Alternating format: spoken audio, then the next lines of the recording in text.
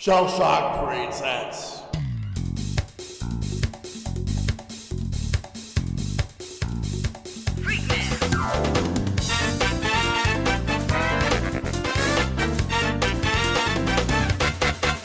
Ready?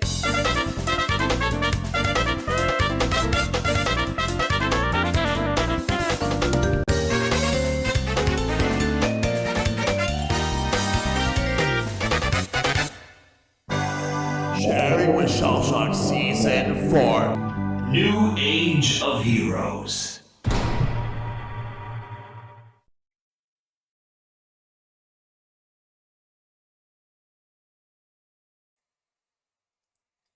And welcome everyone to another episode of Sharing with Shellshock. I am your host, ShellshockPrime, and let me get myself undeafened. Different. Hello, hello, what's up everybody? Hey, good to see you. How's Yep. it going? Hello.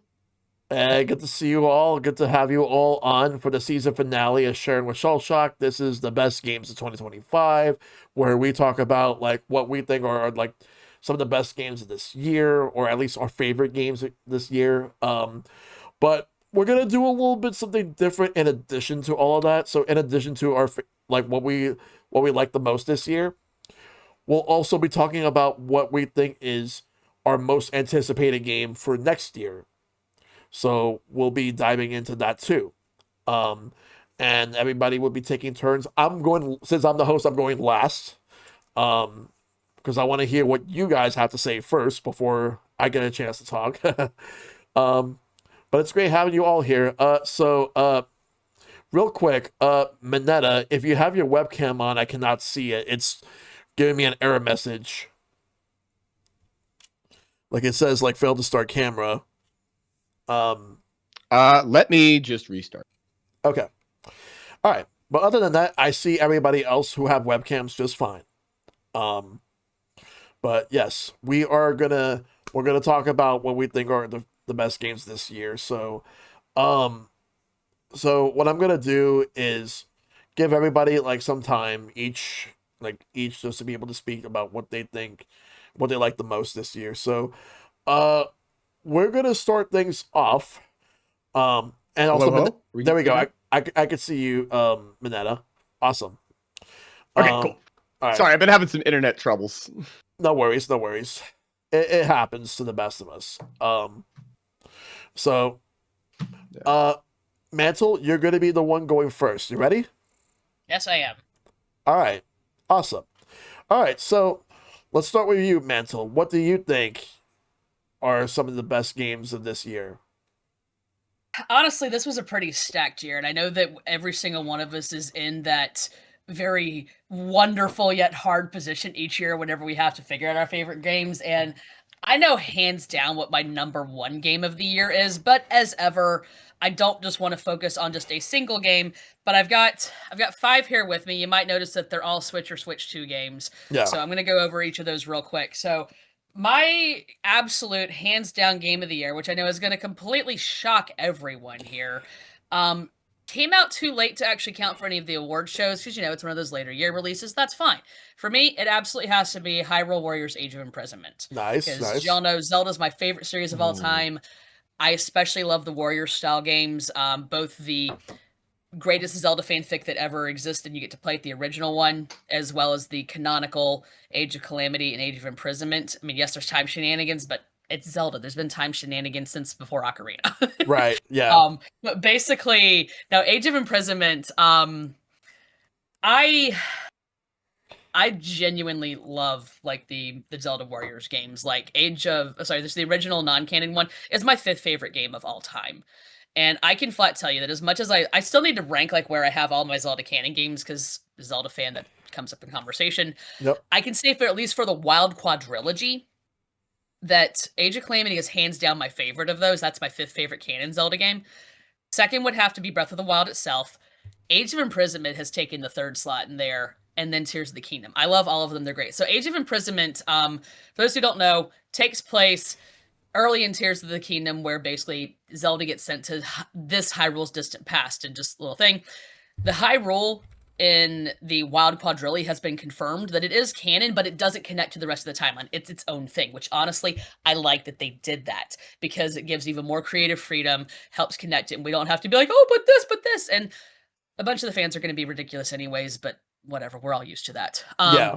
So it's one of those things where story-wise, I still really prefer Age of Calamity, but this one gave us a lot more insight into what was going on to the past. We actually learned about the 4 original champions who were the ancestors of the modern champions in both Breath of the Wild and Tears of the Kingdom. So that was cool. We get to see them without the masks, learn more about their personalities, including little quirks. Like, I'll just say it, the Zora champion, not going to share her name in case if you've not played it yet. She has a terrible sense of direction. It's actually like really subtle in the game, but really flipping wholesome. So, but on a gameplay perspective, they improved every single turn from Age of Calamity. And even though, again, I still prefer that one, I love seeing what they've improved with it. It's great. It's a fun thing. I actually, by 2 degrees of separation, am associated with one of the guys who helped out with the localization for it. I learned that shortly after this game came out when I was with his friend. A fun little other thing with this before I go with the rest of the games. So this game came out on November 6th. I went back to Japan this year for 2.5 weeks. I purposely planned my trip in November because November is a terrible month for me. I purposely made it that I was flying out November 7th so I would have this game to take with me and have all the fun. So, and hilariously enough, while I did chip away at it while I was there, I mean, obviously my biggest focus was exploring new parts of Japan I hadn't been to yet. I wound up beating it on December 12th, so 1 month after its release. Another thing with it, they also have smoothed the camera out some because, like, my best friend has trouble with these games now because, like, the camera's too zippy for her. So it still has all that warrior hack and slash action, but they've fine-tuned it even further. So if you like the Wild Quadrilogy games even a little bit, you owe it to yourself to check this out. It does not answer every single question we had in Tears of the Kingdom, because some of the modern stuff in the present, it simply can't. But for the stuff in the past, oh, it answers it, and it is very satisfying. There's a lot of content in it, very accessible, very easy to play.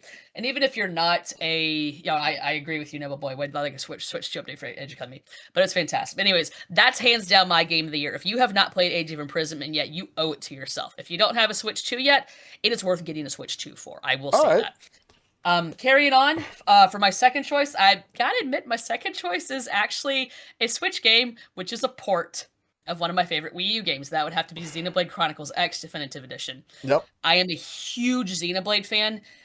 3 is honestly my favorite of that whole series, but X is the one that I love running around exploring in the most, and is the one whose music I come back listening to the most, even though the entire series is stacked with music.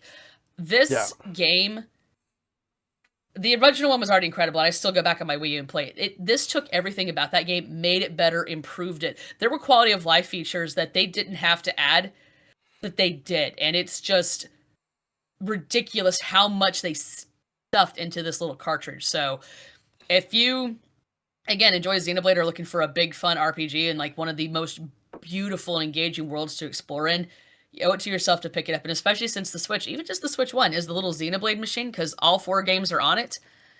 Don't skip on this one. I mean, the numerical ones are awesome, but this one is just as awesome. And the new chapter, where we pick up from a ridiculous cliffhanger at the end. Yep. We answer that. And it's perfect where it finishes itself either on its own, or if we ever finally get X2, which I would kill for. Now, my next 3 is kind of like, I couldn't really place just a number 3 for me, so I'll go through these really quickly. 2 of them I'm really early in just because of when they came out and time and travel this year. But to make sure they do get some love, Octopath Traveler 0. Massive, massive fan of Octopath Traveler 1 and 2. This one, I know, is very different because you're creating more of your own journey, but I love all the callbacks and everything to the original characters. So again, I'm still super early in this, but I jumped on that collector's edition. That's also part of why I didn't play it yet, because it came out the same day that my next game came out, but I didn't get it until a week later. Which my next game, also still early in, but still with Octopath Traveler 0 ranking up real high, Metroid Prime 4. This game was worth the wait. I don't like all the text on the Switch 2 version, but I know that whatever. But yeah, I did get both versions because it was originally for the Switch, and there's this. But no, the My favorite, I love Metroid as well. My favorite Metroid games would have to be Prime 1 and Prime 2. This one is already evoking some of those feelings of those first two, especially one. Like in the first area alone, it reminds me like I'm on Talon 4. It's just so very, very pure return to Metroid and loving that. And my next game, which is with those two, which I'm sure every single one of us I know is going to be chatting about tonight, at least in my top 5, Donkey Kong Bonanza. Yes. Hands down, my favorite Donkey Kong game ever. This game finally usurped Country 1 and 2 for me. This is the Donkey Kong game for everyone. Whether you're a longtime fan of the gorilla, whether you've only played a couple games, whether you're not really a Donkey Kong person, or you just don't realize you're a Donkey Kong person.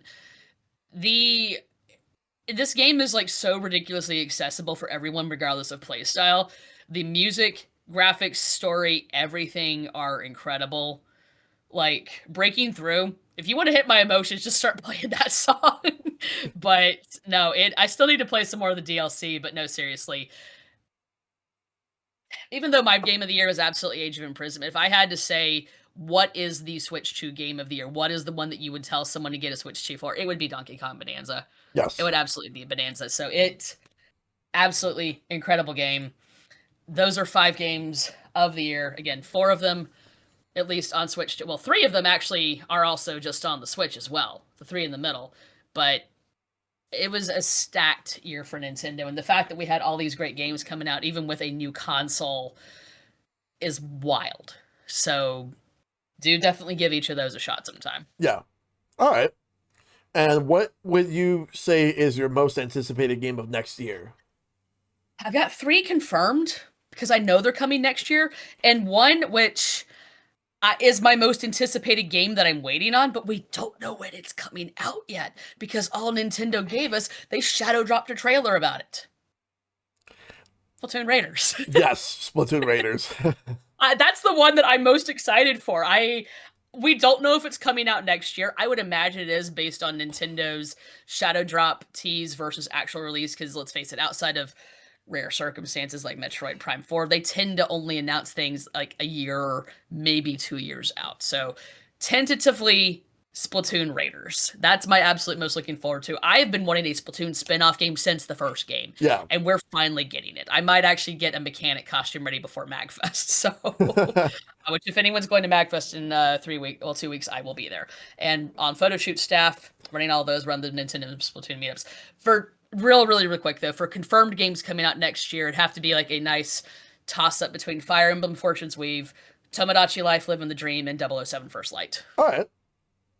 Sounds good. But yeah, I feel that we're probably going to hear even more about games for next year, because let's face it, the Switch very much had a big heavy hit year, lower year, big heavy hit year, lower year. But with where it came out in the middle of the year, I wouldn't be surprised if we're already seeing some of these big heavy hits, like some of those exclusive games for it already. So I feel that 2026 is going to be a really good year for games too. Oh, absolutely. Like, I'm looking forward to seeing what we get next year as a whole. Absolutely. Yes. But thank you, Mantle. Absolutely. Thank you. All right. So next up is going to be MMG Mike. Good to have you again, Mike. Alrighty. Now, again, thanks for everything this year, P. You know I always appreciate you joining in for all the fun stuff on the bonfire crew and all the other good stuff.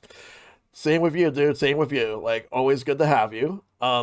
So first things first, what are your favorite games of this year that you think are the best?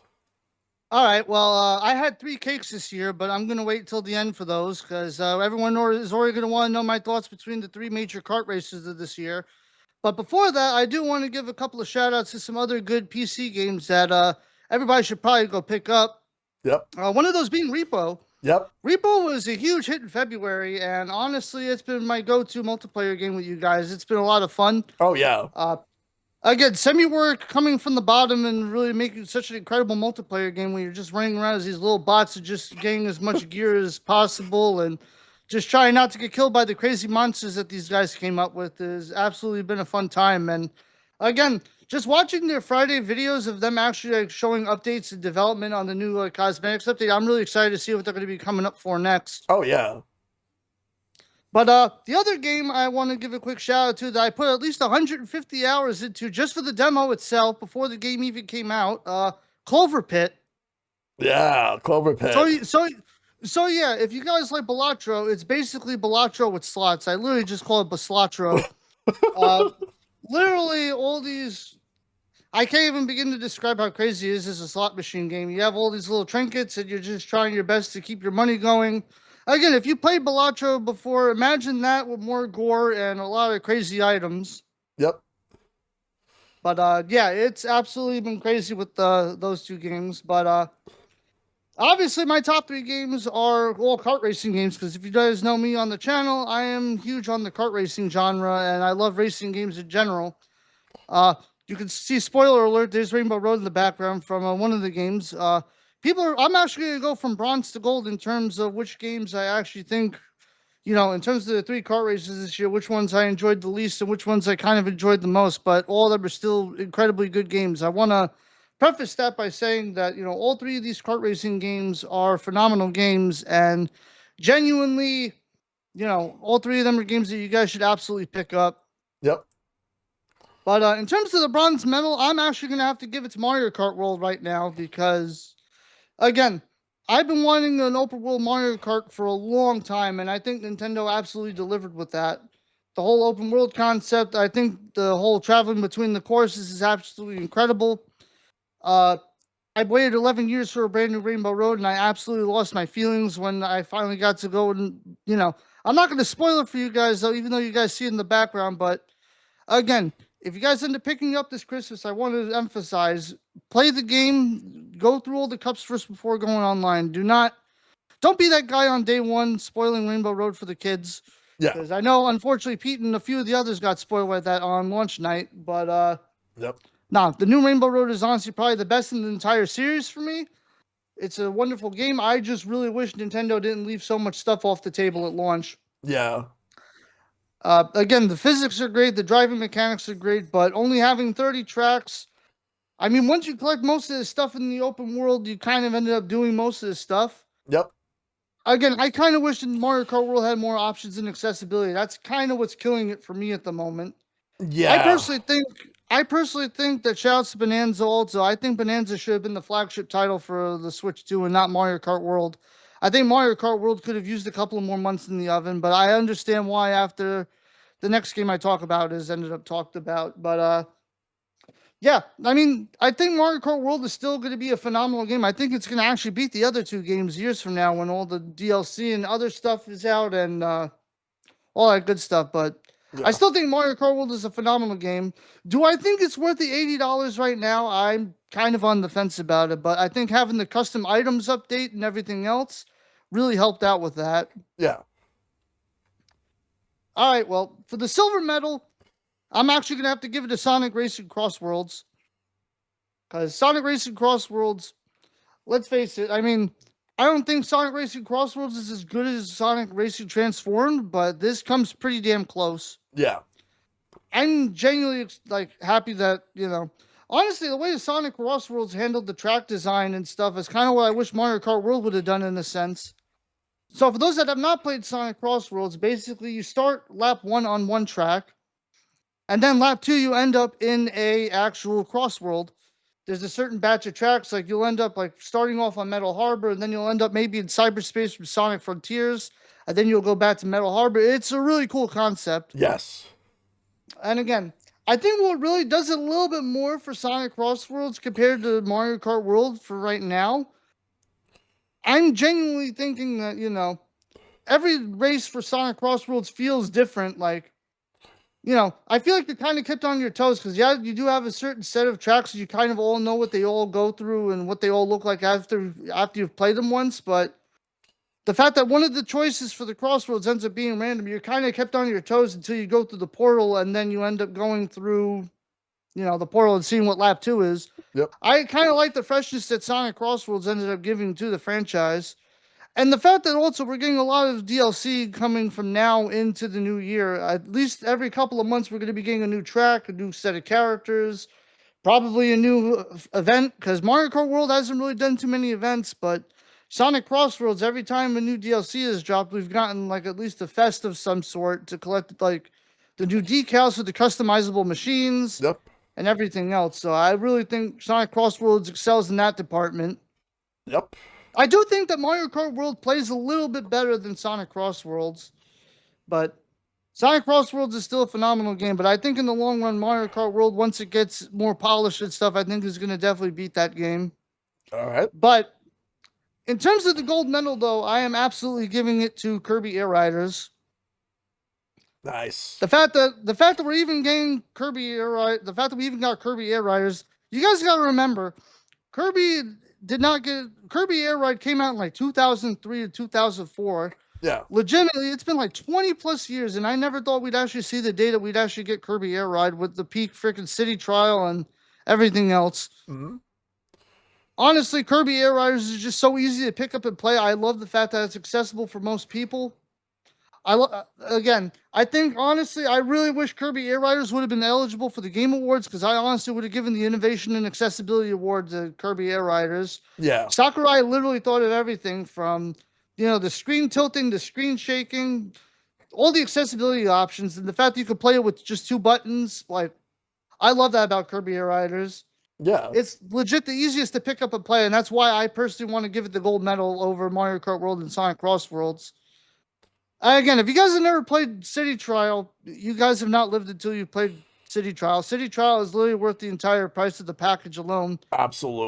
That's before even getting in the road trip and actually seeing all the beautiful cinematic cutscenes, the main theme that goes with that. I still have to finish Road Trip, which I'm probably going to finish on stream either before the new year or after the new year. Yeah, it's a treat. But again, Kirby Air Riders is just a wonderful package in general, and I think that's honestly worth the price of a Switch 2 alone, if not just Mario Kart World. Like, both of those games together, that and Bonanza, like, those 3 games should be on your Switch 2 arsenal. Yes.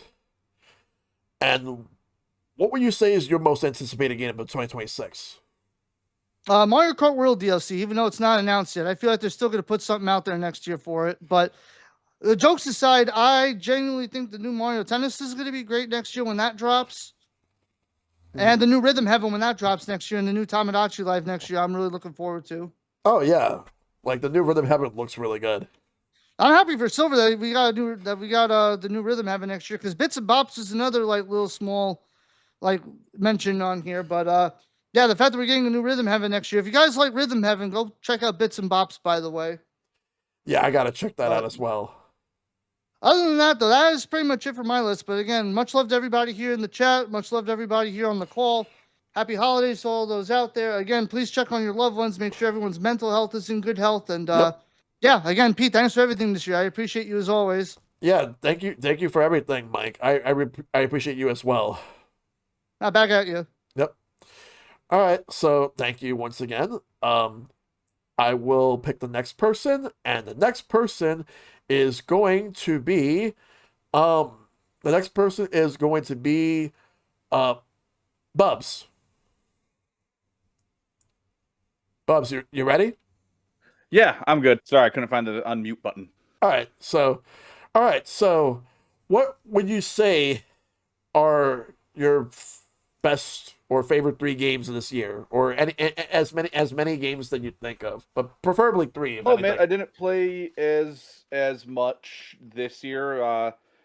Was trying to save money. I don't even have a Switch 2, so unless there was a Switch 1 version of a Switch 2 game, I wasn't getting it. Right. But I think everyone can agree. I had my first child last month, so kind of need to save money for that. But I was able to still play a good amount of games. Some I was really looking forward to. And I gotta say, looking at the list of the ones I at least played, the biggest ones that I had a blast with, yeah, I can't narrow down just 3. Mario Kart World was an absolute blast. Unfortunately, of the 3 big kart releases, that was the only one that I've been able to play so far. But Kirby Air Riders is a must for me. Me and a friend of mine grew up on Kirby Air Rider, and that was just, oh my god. Yeah. I am a huge fan of FromSoft, so when they released Elden Ring Night Rain, as soon as I got a hold of that, Me and two of my friends are addicted to that. It's so good. If you enjoy the Souls style of gaming and you like kind of like the rogue-like elements, that is absolutely a game for you. It is so much fun. Yeah. My most anticipated game was absolutely Metroid Prime 4. I recently just finished a 100% playthrough of it. And personally, and I know right before me, Ferrex just was talking up, and we have opposite opinions on it. Well, I do still think it's a phenomenal game, and I will gladly recommend it to anyone. I personally did not enjoy it as much as the others. I still think it is a fantastic game. Play it. We need to get more Metroid Prime. I just want Nintendo to remember Metroid even frickin' exists at this Yeah. point. But yeah, it was overall it was good. It was still a good time. Deltarune was also another one that I was looking forward to. Chapters 3 and 4 released this year. Mm-hmm. And my wife and I, our jaws were on the floor for like the entirety of chapter 4. Another one, Doom: The Dark Ages. Don't Mm-hmm. really have much to say on that besides the fact I enjoyed the hell out of that because Doom Guy's amazing. Oh yeah. And these last two, as a '90s kid, anyone who grew up in the '90s should know, Pokemon and Digimon both had releases this year. And as far as I'm concerned, Digimon Story Time Stranger is my game of the year. I beat it just the other night, and it is the game that got my wife into Digimon. She's been a lifelong Pokemon fan. She likes Digimon, she appreciates the designs of it, but when she saw me playing the demo of Time Stranger, she was like, I might want to give that a try when we get a hold of it. Next thing I know, she's keeping up with me in the story. The only reason that she hasn't passed me is because our daughter is very demanding.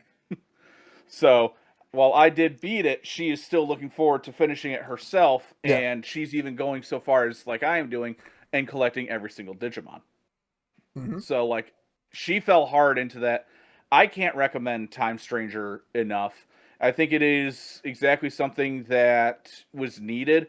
I do wish, even though this is a damn pipe dream, that it outsold Legend ZA only because Pokemon is getting stale. They don't have any competition to light the fire under them. And I think that they need something to show up that really shakes them up, like shakes their confidence.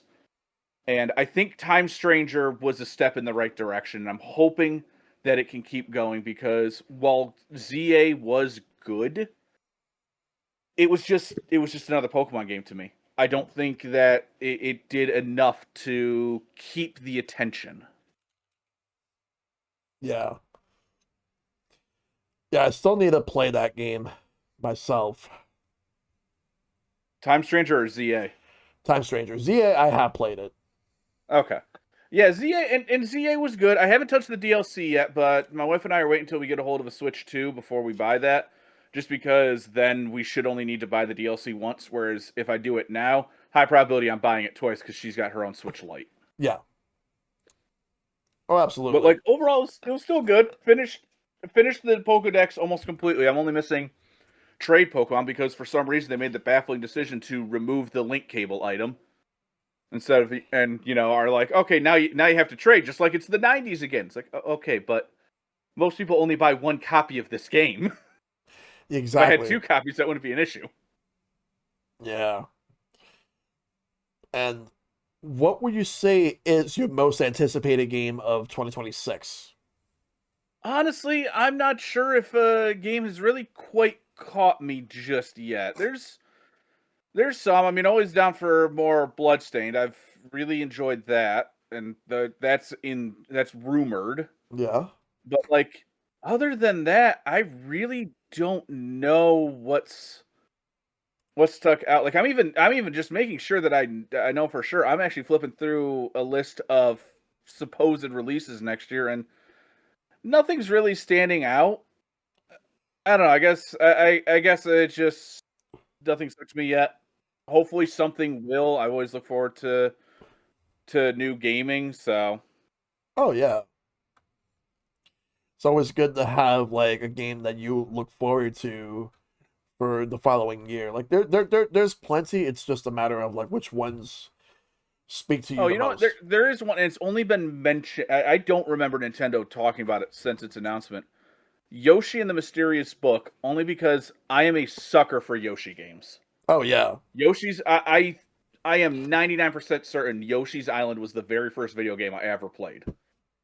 All I know is Super Nintendo was the first console I owned, and I know that was amongst the games besides the Donkey Kong Country games. right.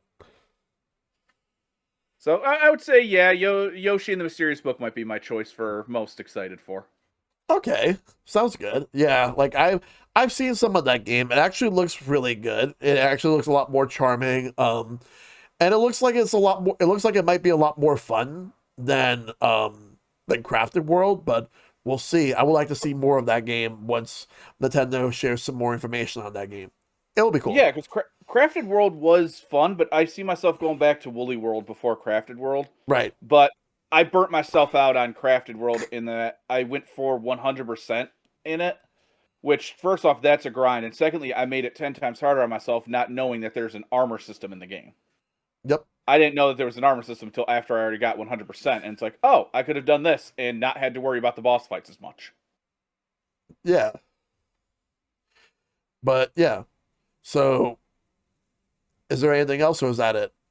No, I think that's about all I got. Besides saying, thank you for having me on a few times this year. It was a blast as always. I'm looking forward to doing more with you next year, either with the thing going on my channel and more of your podcast. I'm always down. If I can do it, I'll be here.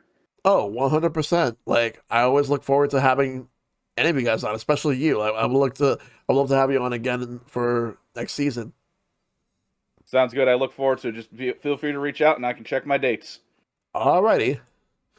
All right. So next up, I am gonna bring on Johan Singa. Johan? So good to have you on again. So now I want to know, what are some of the games that you consider to be like the best games of 2025? I'll be really honest. I feel like I didn't play a lot of like new games that came out this year. I only played a few because, a lot of commitments, a lot of things going on for me as well. So I think my selection of games might be a bit I don't say out there, but kind of like a little bit on the yeah, it's like an acquired choices. It's like acquired choices, I guess. So the first choice is actually the third game in the Ida Somnium Files series, which is No Sleep for Kaname-date. Oh yeah. So I remember when the game was announced during I think it was one of the Nintendo Directs that came out earlier this year, and I think it was the one that was before the Switch 2 showcase. Yeah. And I remembered being really stoked about it because I'm a huge fan of the series. I'm pretty much a fan of a lot of Kotaro Uchikoshi's works, the visual novels that he does, like the Zero Escape series, the Infinity series, and then you have Ida Somnium Files, and I enjoyed playing, and I've streamed both the first two games as well. The first game was one of the few games that actually made me cry on stream, if that says anything about it as well. The second game was also great.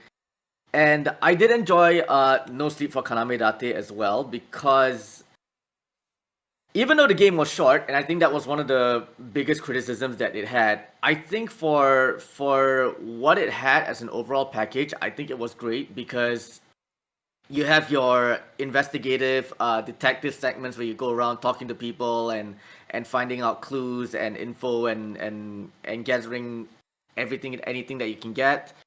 And then there are, of course, the trademark Somnium sections, which has always been like one of my favorite parts of the series. Yeah. Although that as well was condensed to like 3 of them, rather than like making it like a whole like a huge part of the first 2 games. But what they did for this game, and it's actually a spin-off. It's not like a mainline series entry. It's more of a spin-off.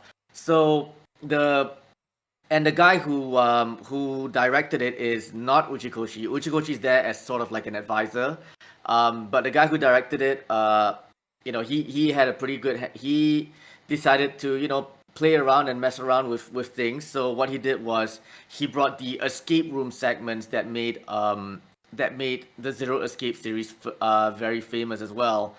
And what I love about it is that it brought me back to the times when I used to enjoy playing the Zero Escape trilogy as well, because the escape room segments were a lot of fun. And this one and the escape rooms in this particular game also had some challenges. There were times where I was really, really stuck and I couldn't figure out that I had to look up, Yeah. I don't know, like a walkthrough as well, just to figure things out because they were very, very complex. And I love how the final puzzle before because there's always this thing where at the end, just when you thought you're about to escape from the room, the game throws you a major curveball where it's like something happens to one of the party members and you have like a set amount of time to try and save them as well. Yeah. And this is where you have to really because they say use your third eye, so this is where you have to really use your brains and figure out and how to and solve these puzzles as well. And because of the time limit and because of the music that plays as well, the tension the tension is raised up to a very high level. And I remember finding myself sweating a few times because of that. It's but yeah, it's one of my favorite games of this year. And hopefully there will be a third game, like an actual mainline series game rather than a spin-off, but we'll see what will happen, I guess. All right. Yeah. Were there any other games that you played this year that you would say that you would fit that bill as one of the best of this year? Yeah, and yeah, definitely. One of the games that I thought was really, really good was Fatal Fury: City of the Wolves, because I didn't, I've been into fighting games since I was a kid as well, and I could talk fighting games all day if I could as well. So the fact that the fact that we got a new Fatal Fury game since '99 when Garo Mark of the Wolves came out, right? It's crazy. Like even I'm in disbelief that we have a new Fatal Fury game, and it was, I totally understand that the game is also rife with controversy in several ways as well. Yes. But the gameplay is good, and it's got a really good it's got a very healthy dose of characters from not just the previous Fatal Fury game, Mark of the Wolves, because of the whole time skip thing. But they brought back characters like Andy Bogart and Joe Higashi and Mai Shiranui, and of course because of the little working relationship that SNK has with Capcom, they even threw in Ken and Chun-Li from Street Fighter into the game as well as DLC, which is crazy as well. So yeah. The content is actually really good. They have that mode where you go around and you go around. I think it's called Second Southtown. That's what the city is called. And fight other characters and learn about and progress through the story as well. And the arcade mode was also pretty good. And yeah, I did not expect the final boss of the arcade mode to be who it was. But if any of you played it, you probably know who I'm referring to. But it's I think it's a really good game. I'm so glad it won Fighting Game of the Year at the Game Awards, because I know SNK had a lot of bad luck trying to win an award from the TGA. So thankfully they finally won it this year. Now I'm really looking forward to seeing what the next season of DLC will be for the game. I think it'll be announced next month, but yeah, very excited. Very, very excited. Oh yeah. Yeah. Anything else? Yeah. And if I have to pick a third game that I really enjoyed, I wish it would have been Absalom, but I haven't played Absalom yet. So that's probably gonna wait for a bit. But In terms of beat 'em ups, I will have to say Marvel Cosmic Invasion. That game, you know, I played that game, you know, after we did sharing with Shellshock the other time as well, Yeah. and it was fun.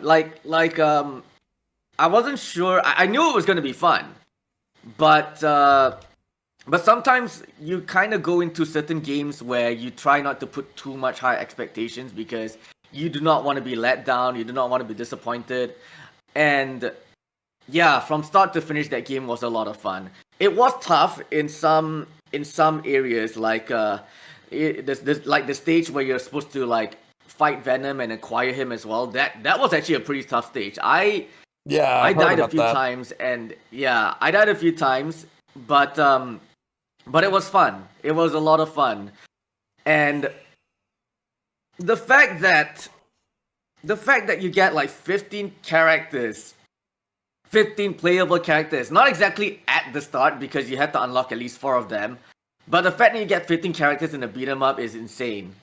And there's still, and this is before like there's the potential of having DLC added into the future, which I have my list of characters from the Marvel universe I would love to see. Yeah. But yeah, that's gonna be up to like .emu and Tribute Games to figure out who to add to the game as well. So Okay. very excited to see what comes next. Yeah, I would like to see like who ends up being like DLC characters for like when we get DLC next year. And I'm hoping that they add some more modes, like for example, like how Streets of Rage 4 and Shredder's Revenge each had like a survival mode in the same vein as each other.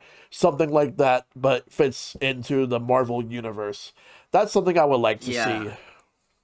I have a feeling that, you know, when you mention the survival mode thing, it's more like it's not really an if, but more of a when, because because I've seen like a lot of games, they may not have the survival mode thing initially, but then later on they will add it as DLC, like as either paid or free content. I know Double Dragon Gaiden had that as well, where it's just mainly the story mode and that's pretty much it. And then later on, and it's kind of interesting because these guys are still putting out like free content as well. It's just that you have to unlock some of them, like the characters and such. But yeah, they're still adding new content. And I think it was this year or the year before where they added a survival mode for Double Dragon Gaiden as well, which I thought was it was actually pretty addictive. So I think it will most likely we'll be seeing a mode of that sort for Cosmic Invasion. It's just a matter of like when they're gonna release it. Oh, absolutely. Yeah. All right. And now I want to ask, do you have any other games for this year that you would talk about, or do you want me to jump to what you think is your most anticipated game of next year? I mean, I would mention about Soul Calibur 3, but that's like a 20-year-old game that just came out as part of the PlayStation Plus Classic catalog, that is. But yeah, I mean, been playing it a lot because I love the Soul Calibur series, and hopefully it's able to generate a lot of sales that Bandai Namco decides, yeah, you know what, we are gonna have to make Soul Calibur 7. Everybody wants it. Yeah. Yeah. But what about most anticipated of next year? Oh my god. I can't choose one because there's so many. Yeah. I mean, this year was, you know, we had a really good lineup of games this year as well. You know, your Ghost of Yotes, your Silk Songs, your, you know, Donkey Kong Bonanzas, and of course, Clapscure Expedition 33s, among so many others. I mean, it was a pretty good year, but I think next year is going to be really stacked that I don't even know if I have time to play so many games, but there's so many amazing games coming out. I can't remember I can't remember who was mentioning Bloodstained earlier as well, but yeah, the Scarlet Engagement, I'm looking forward to it because I really enjoyed Ritual of the Night a lot.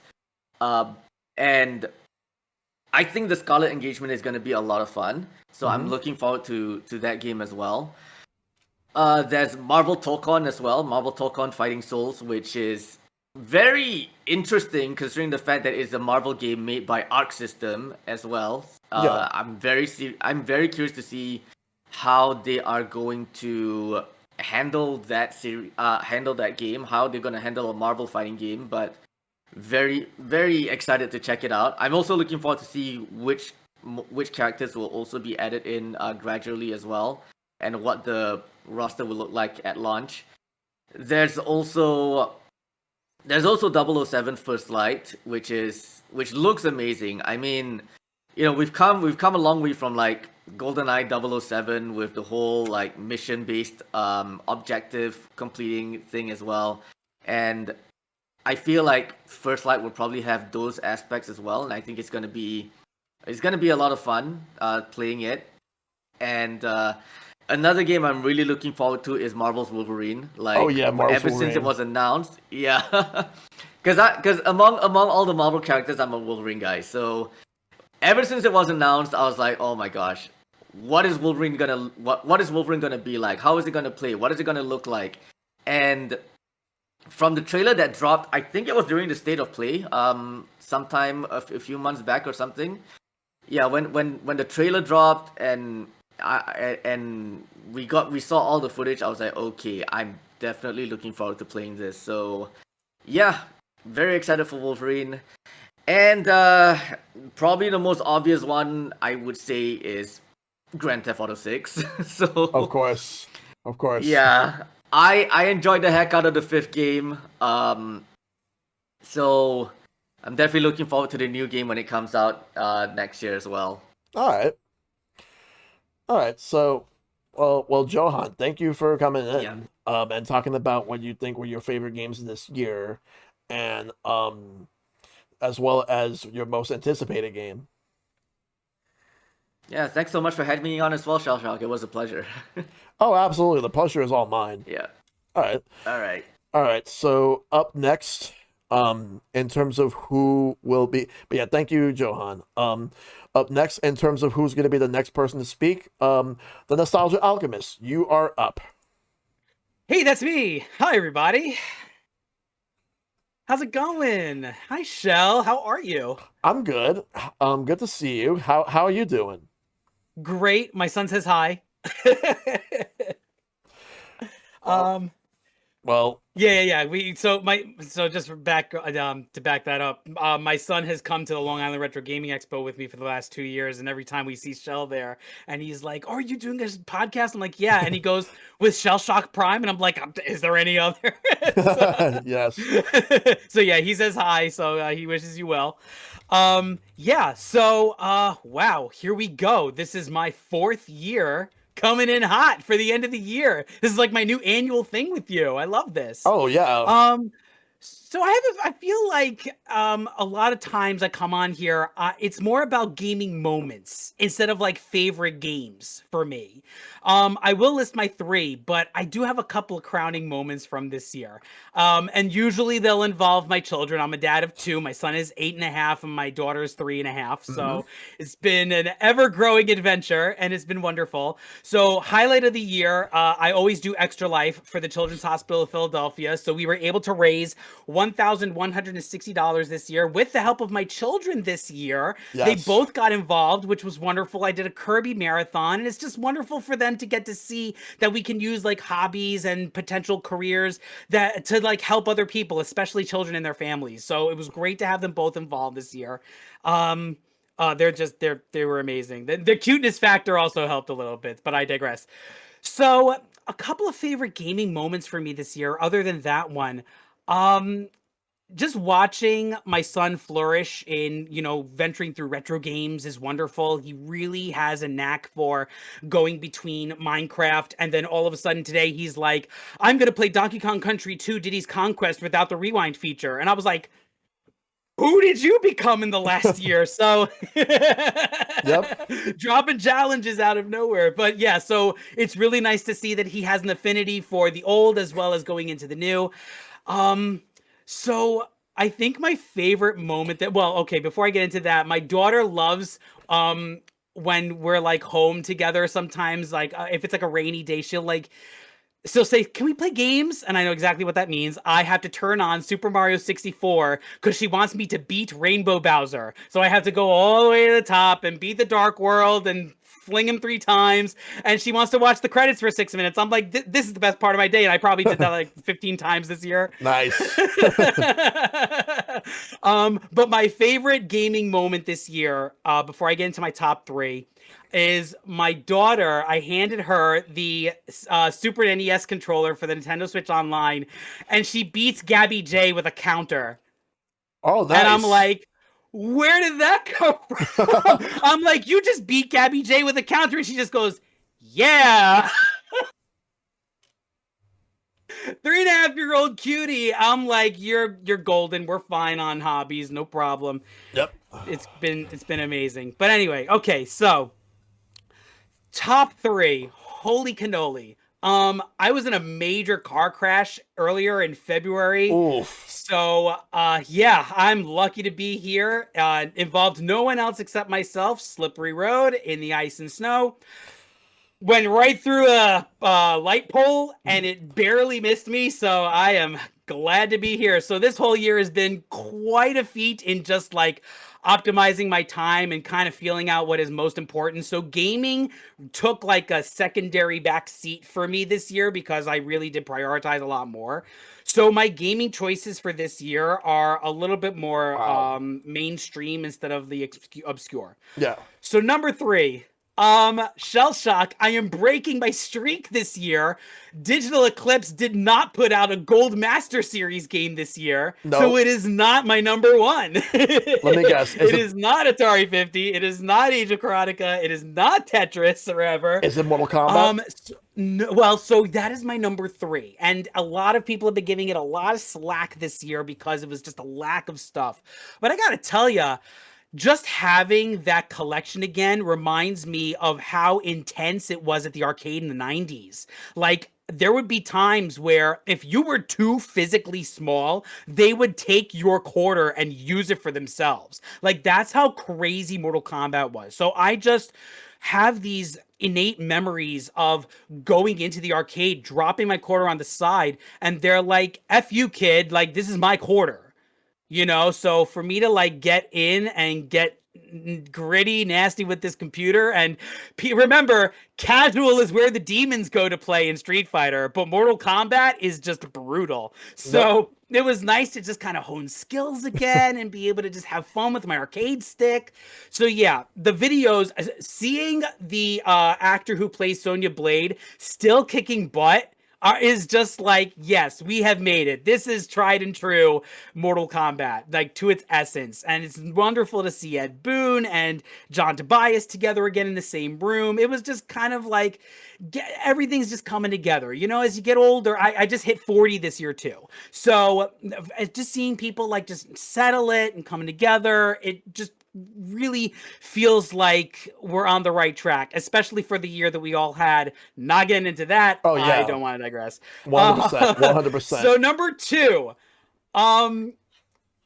this was my catharsis game. Donkey Kong Bonanza is exactly what I needed as a stressed out dad in 2025. Yeah. Just breaking everything into oblivion was so cathartic that I wish I had it when I went to PAX East, because I would have been on that like all day long. By the way, PAX East was so much fun this year. It was my first time going. Shell, your panel was so much fun with Rick. It was just great to see you guys. Yes. But gosh, Donkey Kong Bonanza blew me away. I mean, when I realized that it was the Odyssey devs, I was just like, gimme, gimme, gimme. My son loves it. He's farther along than I am. I am just taking my time, just obliterating whatever I can to complete this thing 100%. I just feel like this is my game to like beat in full. So yeah, Donkey Kong Bonanza is like up there for me. An honorable mention before I get to my number 1, an honorable mention would probably be, because I haven't touched them until this year, is Street Fighter 6 for the Switch 2. Runs really well. Yes. I'm having a super fun time playing Street Fighter 6. I don't know what I've been missing out on, but that is a fun title. And Dragon Ball Sparking Zero, when that came out on the Switch too, I was like, day one, I need this thing in my life. Just brings me back to college playing Budokai Tenkaichi 2 and 3 on the Wii. So what did I do? Of course, I took my two Joy-Con 2 Pro controllers and I just started going Kamehameha. Yes. And my son is like so overwhelmed by Sparking Zero when he plays it on the big screen. It reminds me of when Millhouse is sitting to write his name for Bone Storm 2, and all he gets to is Thrill Ho. So my son is really getting into it too, and it's great. Speaking of which, my number one game of the year, because of family, is Mario Kart World. Yes, that's That fair. is my number one. By the way, before I get into why it's Mario Kart World, Shellshock Prime, I need to give you a $20 DoorDash gift card so you can teach me how to play Kirby Air Riders. Because just for some reason, I am so inept at playing that game, I need help, so I need an adult. I'll be sure to help you sometime, dude. Great. DoorDash card on the way. So Mario Kart World. My son knows how to drift. They made it accessible for kids to be able to play by steering and going automatically. And my wife just kind of joins in on the fun. You know, we all get to play Mario Kart. And I've said it for 3 years. Nintendo packaged Game Boy with Tetris. If they package Switch 2 with a Mario Kart game, it will sell, and it will sell to families. And that's really at the core of this game. It is for families to just sit down and enjoy and just race. Beautiful quality of life improvements so far, especially in versus, being able to choose just the courses, and also to be able to have the customization of items. I was finally able to unlock all of those dang Kamek characters or whatever it is that I had to go and sift out through whatever the ringer was. But yeah, just to be able to race my son legit in that game and just be able to do knockout tour, just fun with the family. I mean, that's where I optimize my time now. That is where I'm prioritizing. And Mario Kart World is such a tried and true example of Nintendo putting smiles on faces, despite fandoms, despite, you know, discrediting whatever it was when it came out. I gotta be honest with you, they're just video games. Yeah. You know, in the grand scheme of the universe, we are on a blue dot in the middle of a void where our entire existence relies on 6 inches of topsoil, the sun, and the fact that it rains. And we get to play video games with our families. Yeah. Like, that's so cool. So yes, Mario Kart World is my game of the year. I already sunk way over 100 hours into the game. Free roam alone. I found the soundtrack online, and that's all I've been listening to when I drive my car to and from work. Very nice. Yes. But yeah, so it's my game of the year. As for anticipated gear, Gear 6, Luffy. My anticipated games of the year. Let's see. The Cheat Ventures in Moses Malone Land. Oh, I'm sorry. I am flipping my tune here. That's a deep cut for anybody who knows. Yeah. I'm cheating here, but Mega Man 12. That I know isn't coming out next year, but it's coming out the following year. But still, that when that dropped, I was like, yes, give me more, please, thank you. Probably Rhythm Heaven. Rhythm Heaven games are just wonderful. They're so much fun to play.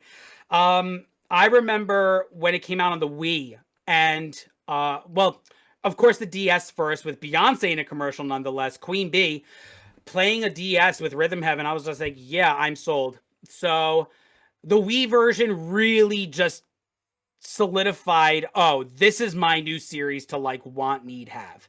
So yeah, Rhythm Heaven's definitely going to be on the top of my list. Games that I want to play next year, Clair Obscur Expedition 33. Yep. I've got to somehow get my hands on. and I also want to get my hands on Hades 2. Hades 1 is just so much fun. Sandbox almost, like roguelike. You just have fun slashing everything in sight, Age of Imprisonment was so much fun this year as well. I also enjoy Metroid Prime 4 Beyond. I think it's a bit more accessible. Of course, a lot of people who worked on more mainstream FPSs attach themselves to this title. Yes. But I think that makes it a little bit more accessible to people wanting to get into the franchise and then backtrack. I feel like Metroid Prime 4 is one of those games where you play that and then you go backwards. You know what I'm saying? So I think it's just an introduction point to people who want to learn more about it. Okay. Yeah, so that's pretty much it for me for this year. For those of you who celebrate around this time of year, happy Decemberween. Since Mario Galaxy's coming out, I brought out my old vintage Mario Galaxy stocking Nice. that I got from Nintendo World when it was Nintendo World itself.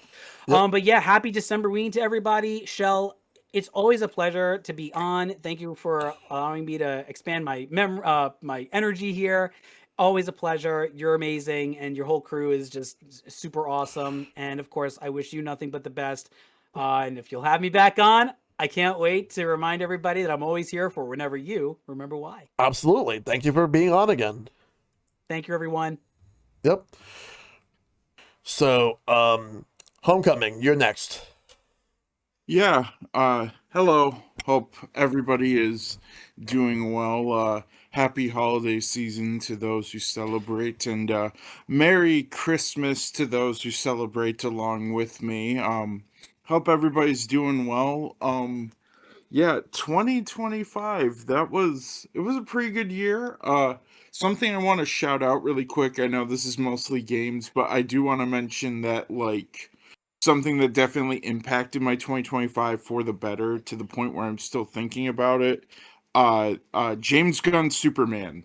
I am still thinking about that movie. It's an incredible movie. It came at a time that I really needed something like that. It just reminds you why we put good into the world and help those around us. So, yeah, James Gunn's Superman was something I just wanted to mention, but yeah, time to talk about games, isn't it, Shell? It's time to talk about games. Oh, And absolutely. um so I have a top 5. I will give a quick couple honorable mentions. One game, if you love Banjo-Kazooie and you love cozy vibes, definitely look into Paper Clay. It is on Steam. It is coming to Switch and Switch 2 in the future. It is very, very fun. It's kind of like Yoshi's Crafted World meets Banjo-Kazooie, Yeah. and it's very delightful. And they even got Grant Kirkhope to do the theme song, so definitely that also helps. Also, another shout out I would say is to Mario Kart World, which I do enjoy Mario Kart World. I will say right now that Mario Kart World is worth it to me purely for Knockout Tour. Knockout Tour is one of the best things that they have ever put in a Mario Kart game, and I hope they keep adding more to Knockout Tour in the future. Yeah. Knockout Tour is really awesome. Sonic Racing Crossworlds is absolutely incredible. Sonic Racing Crossworlds, I had a lot of fun with that. It's now that game is purely worth it for the character interactions, but it's also a really fun game. Um, but now moving on, number 5 is a game that was actually mentioned earlier, Bits and Bops. If you like Rhythm Heaven, this game is absolutely delightful. This one really snuck in on me. It got shadow dropped because a couple days before the Game Awards, there was like a cozy direct, a wholesome games direct, and they shadow dropped that. They shadow dropped a couple other really fun games, and yeah, if you love Rhythm Heaven, I definitely recommend this as a holdover until Rhythm Heaven Groove comes out because it's got the DNA of it plus some stuff that definitely makes it stand on its own. My number 4 game is Marvel Cosmic Invasion. Nice. Marvel Cosmic Invasion is an absolute blast. This is a game that I will recommend the player, if you happen to pick it up, I would recommend unlocking the unlimited continues in arcade mode and then playing through the game twice because the game zigs and zags, Yes. and then doing the story mode because you can't unlock the characters in arcade mode. I was able to see the ending of the game by doing arcade mode.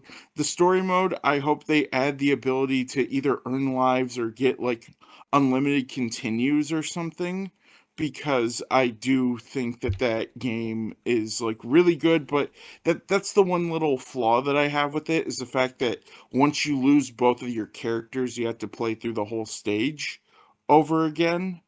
So, yeah, I think that's the only like major flaw with the game, but it's still definitely worth playing. It's tons of fun. There's a lot of like all of the characters feel great to play as, and they all feel different, so it's really hard to pick a favorite. Number 3 is Kirby Air Riders because yeah, I absolutely adore this game, and by the ending of this game, the ending of road trip mode, which is a mode that I definitely want to play over and over again because it was really to just easy to unwind to. It really Road trip was. mode. Yeah, road trip mode I really thoroughly enjoyed. I loved playing it multiplayer with friends, and I just absolutely love the presentation of Kirby Air Riders. It's so nice. As somebody who didn't grow up with the original Air Ride, it feels like those who missed out really were given the original experience and the joy of it, and then some. So yeah, Kirby Air Riders is an incredible game. Number 2. Number 2 is DK Bonanza. This was a hard one. I originally was going to pick, like, have my 2 games tie for game of the year, but I think I am going to pick DK Bonanza as someone who grew up with Donkey Kong Country 1, 2, and 3. Yeah. This game is incredibly special to me. This game is very special. I replay Mario Odyssey once a year. I see myself playing this game once a year as well alongside it. What can we say about Bonanza that hasn't been said? Incredible music. The Bonanza forms are really fun. Each level is full of life and it's really good. The game plays incredible. And yeah, absolutely insane, amazing game. Love Bonanza. It's full of Easter eggs, and I will just say that one of the fossils, as a hardcore hater of a certain kind of character in Returns, one of those fossils made me jump for joy. But Mhm. and that's all I'll leave it at. But that being said, the game is it's so fun to get the collectibles in Bonanza. Like I think the team that made Odyssey really balanced out the complaint that people said about getting too many moons. There's a lot of breathing room between bananas and banana bunches, but they still throw a lot of fun like the fossils, the CDs, more stuff to punch in the face. Like they throw stuff for you to do in between the major collectibles. And my number 1, as a surprise to no one, but actually it's a surprise even to myself because it did not start this way. Uh yeah, the provincial turkey happened. In 2022 it was Spider-Man 2. In 2023 it was Astro, or 2023, 2024, my bad. I went a little too far back. But for the 3rd year in a row, Sony has somehow taken the flowers in the number 1 podium. I cannot pick any other game that isn't Ghost of Yotei. Ghost of Yotei is not Ghost of Tsushima. Ghost of Tsushima is not Ghost of Yotei. They one is not better than the other. They each stand alongside each other as an incredibly epic experience. Yep. And Ghost of Yotei, which started with me first as uncertainty, ended with my favorite finale I have seen in a game in a long time. By the time I rolled the credits, I was gutted. I was I was like speechless, and I am still thinking about the story of that game. It is a smaller map, but it is a map that is not barren. It is full of things to do. Even if some of those bounties can honestly go die in a fire, there are a few of those, because what you can do is that you explore the map, you advance the story of Atsu's quest to reenact Kill Bill. I mean, Hunt the Yote 6. But as you do that, you go through the map, and there are side quests and there are bounties. And I actually think that that would be really good DLC, because it's implied in the story that she was on a different island. So just give me an island that's full of more bounties, and I would love that. The game has so much style to it. It has so much finesse in its presentation. And oh my goodness, this is the best use of the DualSense yet. I thought, Spider-Man having me hear Venom noises every time I had a symbiote on was cool. I thought maybe Astrobot singing his little doodah songs through there was cool. But no, Ghost of Yotei uses the DualSense in really cool and creative ways that I was really surprised at. And it's a game that the second, if anybody here only has a PC, the second this comes to PC, get it. That you don't need to play Tsushima. There is only one reference to Tsushima in this game. It is worthwhile though, and Tsushima is an incredible game. But both of these are absolute experiences. And as for 2026, I have three most anticipated things. Yep. One is a movie, which is Coyote versus Acme. I will be there the second they open the doors to the theater. Oh, same. I loved the day the Earth blew up, and I am ready to show why we don't cancel movies for tax breaks with my money.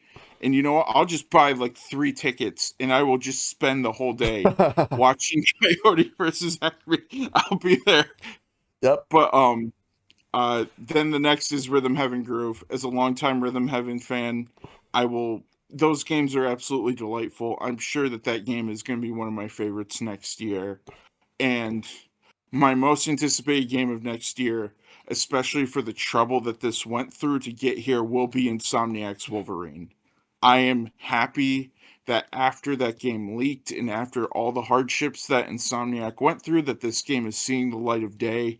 I look forward to the developer interviews and seeing how much is there from the original and how much they had to change and how much they worked, and I cannot wait to see that. Marvel Tokon is really exciting. James Bond is really exciting. I'm even excited for Lego Batman. I'm honestly really excited for Lego Batman. Yeah. I am very, very excited to see what Lego Batman is all about. But yeah, and then I'd say that 2026 had a lot of challenges in it. Or 2025 had a lot of challenges in it.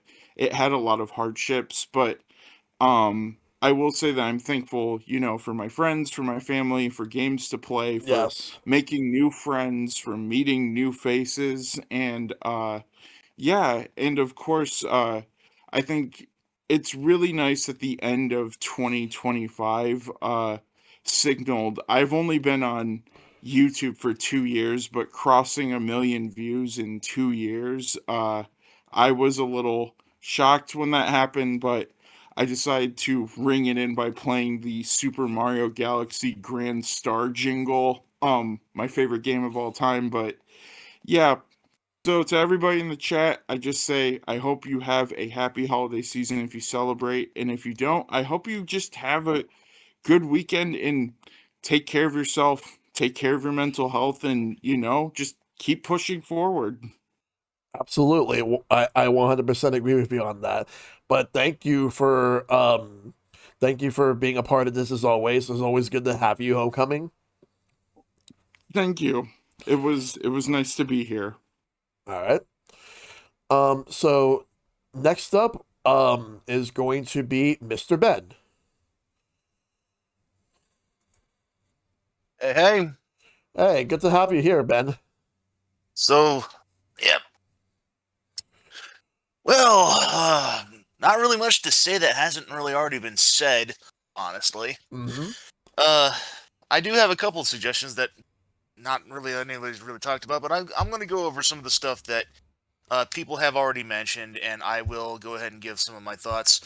So some of my favorites, obviously, for Game of the Year. I can't really choose any one specific Game of the Year. If I had to, it would probably be Bonanza.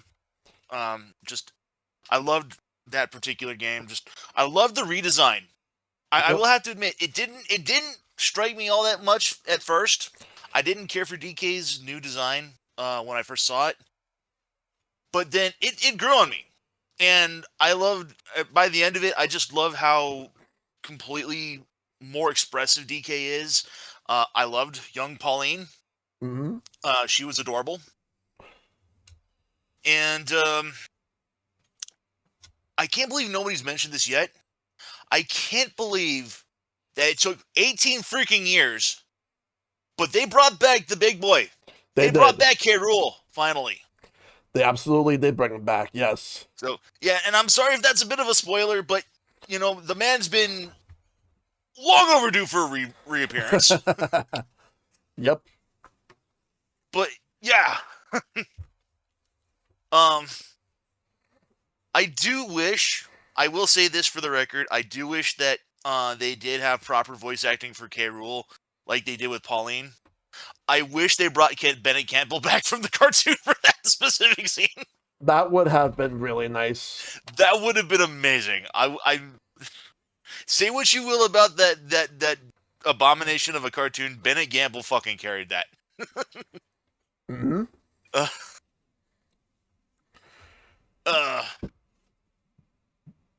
I want to talk about Kirby Air Riders and Metroid Prime 4. I have not yet played the latter. I'm sorry.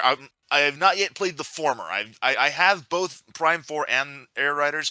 I have not really had much of a chance to play Air Riders, so I can't really offer any opinions on that. I only just started Prime 4 Beyond, but I'm having a blast with that thus far. Loving it as it is. Pretty much aside from Bonanza in terms of like the best games. In fact, I was just playing this while everyone else was going on. I've been playing Age of Calamity a lot. I have been just having a freaking blast with knocking heads together, taking on everybody, and just kind of like using their own special powers, and just getting to see what actually happened in the imprisoning war. Oh, you mean Age of Imprisonment, yeah. Yes, that's what I meant to say. I apologize. Did I say something different? Yeah, you said Age of Calamity, but it's all good. God damn it. So, yes, Age of Imprisonment. I'm sorry. It's all good. That's what I meant to say. All right, but continue.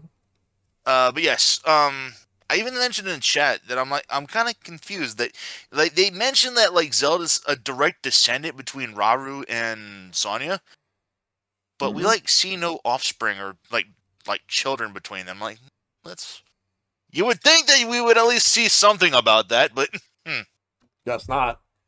Yeah, that's weird. And it's just one of those like kind of like head tilters on like, why is that? Yeah. Yeah. You good? But anyway, some of the stuff that I have played a lot that nobody's mentioned up yet that I will actually give for consideration. And I've actually been playing a lot of this with my buddy Radio Dog. I've been playing Peak, which is amazingly fun. Hard as balls, but amazingly fun. Yes. And believe it or not, a little thing called RV There Yet. We've been having a blast with RV There Yet. Yep, I've been hearing a lot about that one too. Some of the stuff, I mean, just earlier today, we were just going through one of the maps, and there were like freaking geysers coming in from the ground, and I was walking over one where it like kind of just went off, and it just shot me like a mile into the air. And I'm like, oh! Some of the crazy stuff that we've been doing on RV There Yet has just been absolutely hysterical. Where we're like trying to drive through we're going like downhill, and the way that the RV setup is that you can't really like easily see in front of you. So I've like had my buddy come out and try to like guide me, and there's been times where I'm trying to maneuver down like the twisty road, and I'm like accidentally making a wrong turn. Oh, and Ray's just like, Ben, what are you doing? Stop, stop, stop! And before I can even hit the freaking brake, okay, there goes the RV just tumbling down the side of the mountain. Oh yeah. And okay, how are we gonna get this out of this one? Oh, some of the screenshots I could share is there's one I posted in my Discord where like the RV's like stuck up in a tree on the side of the freaking mountain. And you'd be like, if you just saw that completely out of context, you'd be like, how the hell did you get that up there? Yep. That is probably like some of the best times that I've had. It's just a simple little indie game. It's like only like $8 on Steam. Yep. But if you can get like a friend or two to play with you, it is amazing. Shell, I have to admit, if there's a time where we could get together and have you on with this, it'd be a blast. Oh, 100%. I've been watching some streams of people playing the game, and it looks like fun. Maybe someday I can get some people I know to play as well. I'll play with you, anyone here as well. It looks fun. Hey, all I have to ask is that if you bring me on, can bring Ray along with us? Okay. Because yeah, between the two of us, we can kind of show you some stuff that have happened, and be like, oh hey, yeah, by the way, look out for this. Oh. Anywho, that's really all I have in terms of like game of the year. I don't really have much in terms. Oh, actually, no. Wait, I do have one thing I have meant to mention. Someone mentioned this earlier. Deltarune Chapter 3 and 4 came out earlier this year. I completely forgot it was actually this year. This is one of those years that's like it feels like it's gone by in a blast, like in a blink of an eye. Yeah. But simultaneously, it's also felt like it's been such a slog. Oh, 2025 was such a year for me. It really was. It's just one of those things where it's like, oh, hey, it's December. And then it's like, oh, wait, it's only December? Yep. And yeah, on the other side, it's like, oh, God, it's finally December. I can't wait for this year to be over. Ugh. Yeah, that makes sense, yeah. So,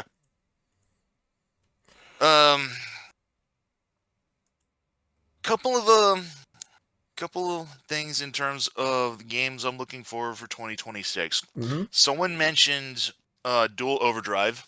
Yep. For Deltarune Chapter 5 is supposed to drop sometime next year. That's my understanding.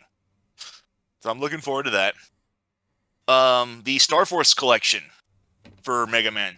Oh, right, it's also supposed to drop on, like, I think March 27th or something like that. Yeah, March 2020. Yeah, March 27th of next year, yeah. Yeah, that's been something I'm definitely looking forward to. Splatoon Raiders, obviously, is one I'm looking forward to as well. Yeah, that's pretty much all I got off the top of my head at the moment. All right, sounds good. All right, Ben, thank you for being a part of this as always. I really appreciate you always joining each and every episode that like I have you on for. Oh wait, I'm sorry. I apologize. I don't mean to cut you off. I think Dragon Flame correct me. Yeah, it was 2027. That was not next year. So I stand corrected on that game, if nothing else. I do know that the Star Force collection is next year, but yeah, Dual Overdrive is 2027. So yeah, I sit corrected on that one. I apologize. Didn't mean to cut you off. No worries. But yeah, thank you for being a part of this, Ben. I always enjoy having you on for my show, like each and every time.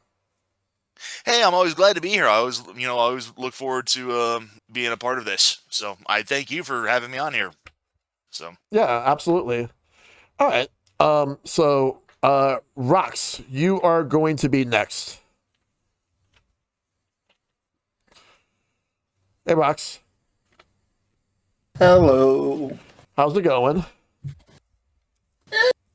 I'm hanging in there. How are you doing? I'm doing all right. I'm doing pretty good. Just always happy to be doing these end of the year podcasts with all of you guys. Oh yeah. Yeah. So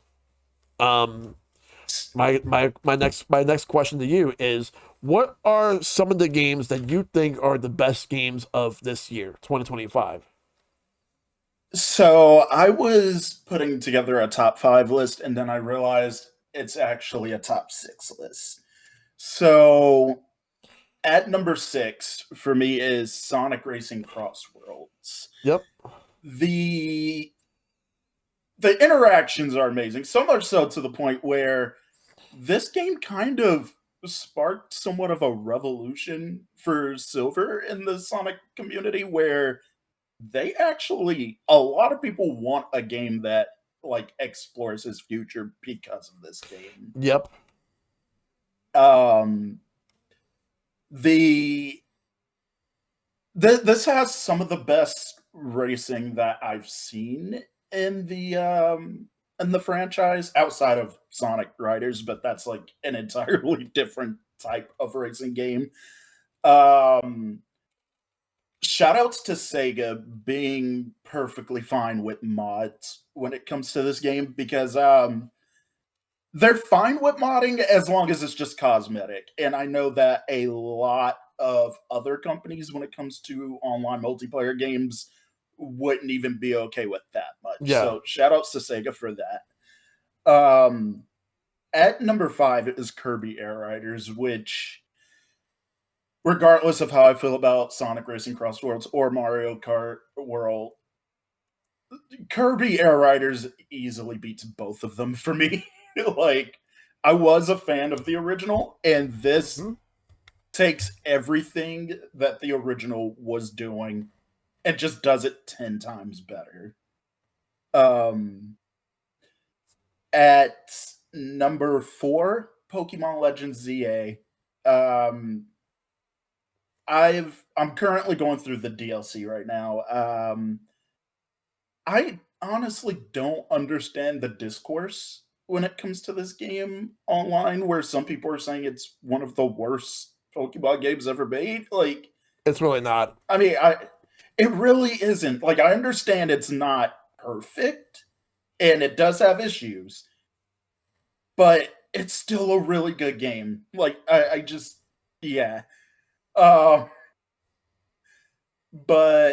at number 3, Digimon Time Strangers, Oh yeah. which, besides a certain other RPG that won Game of the Year this year, is easily the best game well, it's the best RPG I've played this year, hands down. Right. The story is amazing. I love every single character in this game.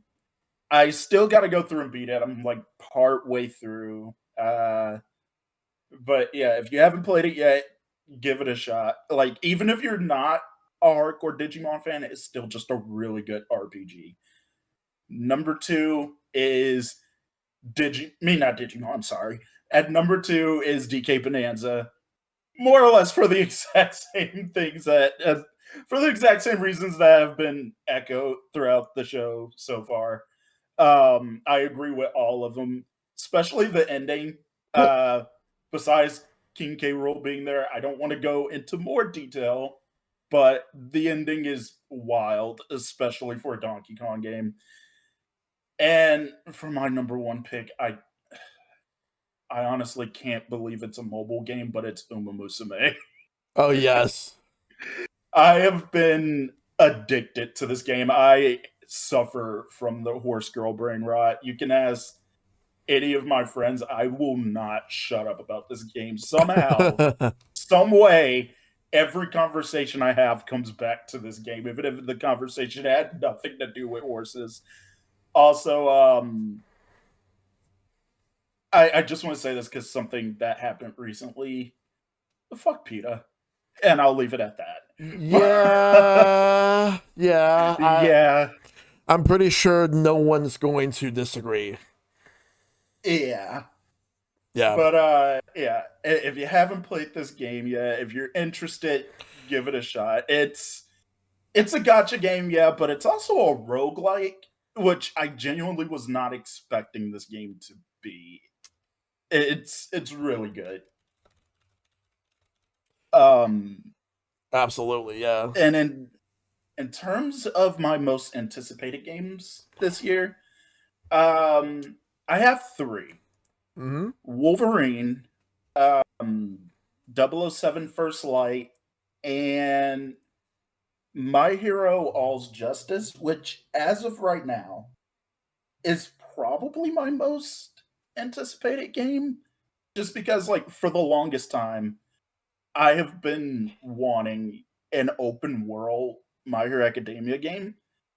And while this is predominantly a fighting game, there's a mode that basically gives you that, where it's just an open world action adventure game instead. And I think it's really cool that this game, even though I think this is going to be the final one, since since it's retelling the events of the final chapter, but they're doing what they can to basically give fans everything they've been asking for from a My Hero game. Yeah. So I think that's just really cool. But yeah, that's pretty much it for me. Yeah. Yeah, Rocks, dude.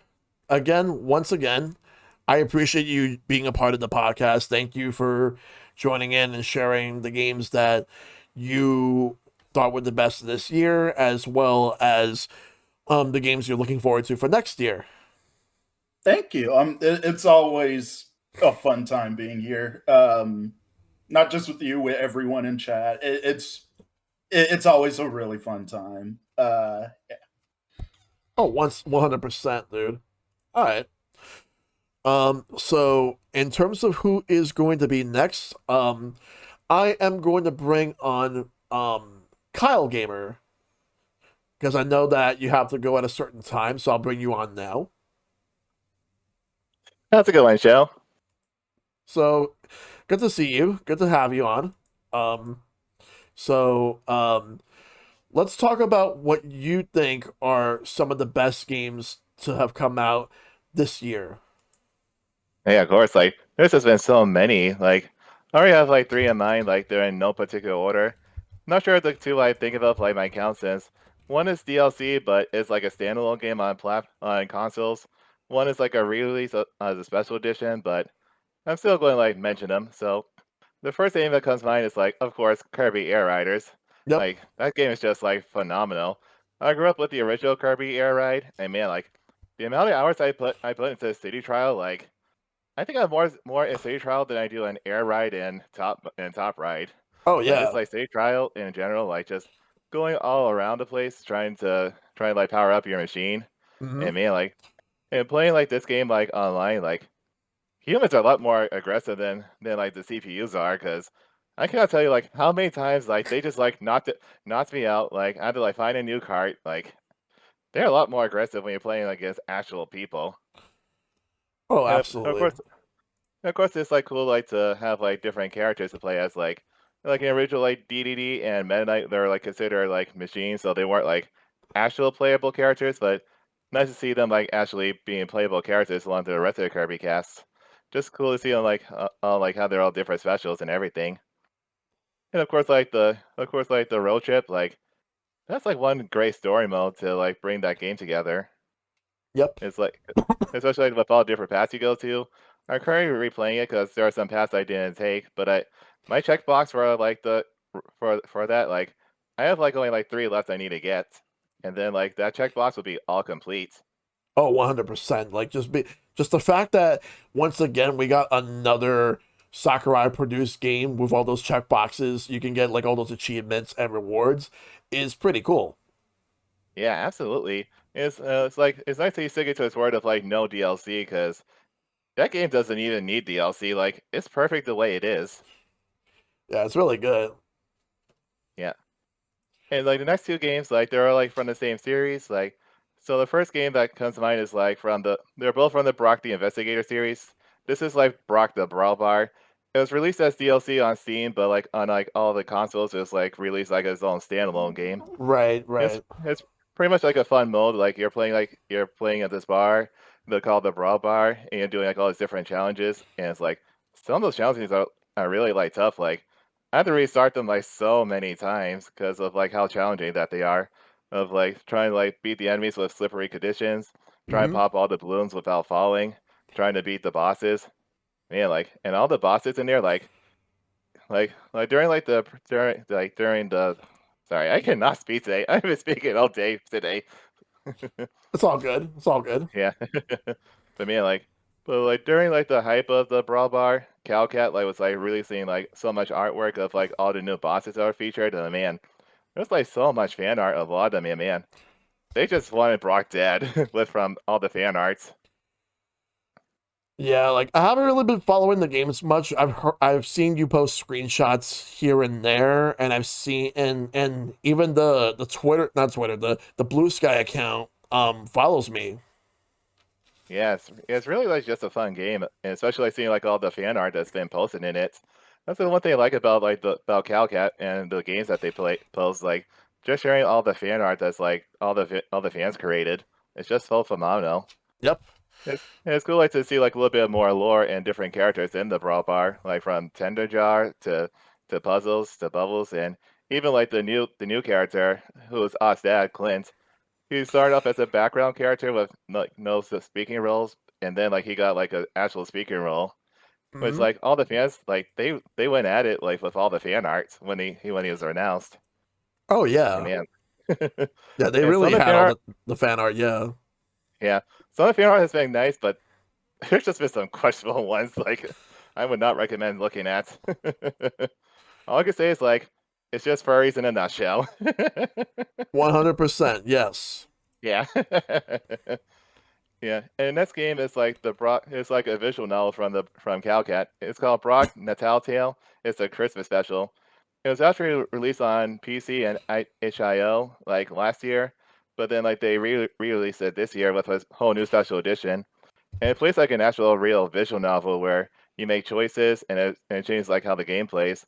Yeah. I did play it on the PC and like it was like just a singular path, but like this one, it's actually like cool to have like different options of how you could play the story.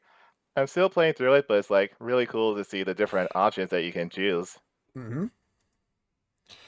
And then for the most anticipated game that I'm looking forward to is like definitely Splatoon Raiders.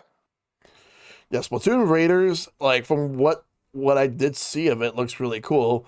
It would be nice to see more of it. Like I hope that we'll be able to see more next year. Yeah, absolutely.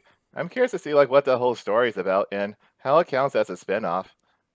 It's definitely will be interesting, like seeing what Deep Cut is up to, because from where they are, it's like, where exactly are they anyway?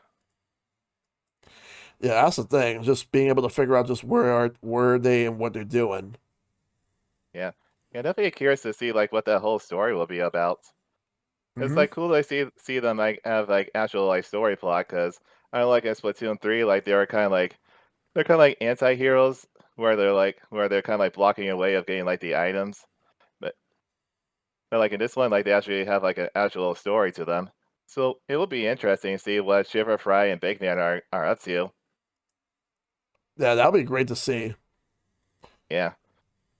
Yeah, there's some more interesting games like everyone mentioned. Like I know like Donkey Kong Banana Bliss is like one of my lists I really want to try, as well as like Sonic Crossworlds. Like that's one game like I really want to try, especially like seeing like all those posts with all the character interactions. And they have some like very good ones. Yeah, Sonic Racing Crossworlds is pretty fun. I haven't played too much of it, but I'm hoping to play more because I bought it on Switch and then I got the Switch 2 upgrade. Yeah, yeah, definitely plenty like because I think like they release like a Switch 2 version. They did release a Switch 2 version a few weeks ago actually. Yeah. Yeah, definitely going to try to get that because I know like it comes with like all of the upgrades, like including like the Sonic Werehog. Yeah, the Sonic Werehog and all Sega characters are free like for the DLCs, but like for the non-Sega characters you have to buy like the DLC packs. Yeah, yeah, that I could definitely understand. And one more game I anticipate of wanting to try, Pac-Man World 2 Repack. Pac-Man World 2 repack. I hope you enjoy it when you play it. Yeah, I did play like the original one. That was a lot of fun, and this one definitely seems promising, especially like Pac-Man like having an actual speaking role. Hmm. Because I know they did that in Pac-Man World 3, but to actually see him speak in this game, man, they actually gave him a very good voice in that game from the trailers I saw. Oh, for sure, 100%. Yeah, but yeah, those are my favorite games for this year, and the games I'm looking forward to playing. All right. Again, I appreciate you being a part of the podcast as always. Yeah, it's always a pleasure to join. Like especially from talking about Sonic, the Wii, especially like how I pretty much said Sonic Secret Reign sucks. Yep. I got laugh at you and everyone else from that. I just Oh, remembered that. oh yeah, like I do remember that. Yeah, that All right. was a good one. Yep. All But right. yeah, But thank you again, Kyle. yeah, looking forward to joining in on more topics. Yep. All right. So, Minetta, you're next.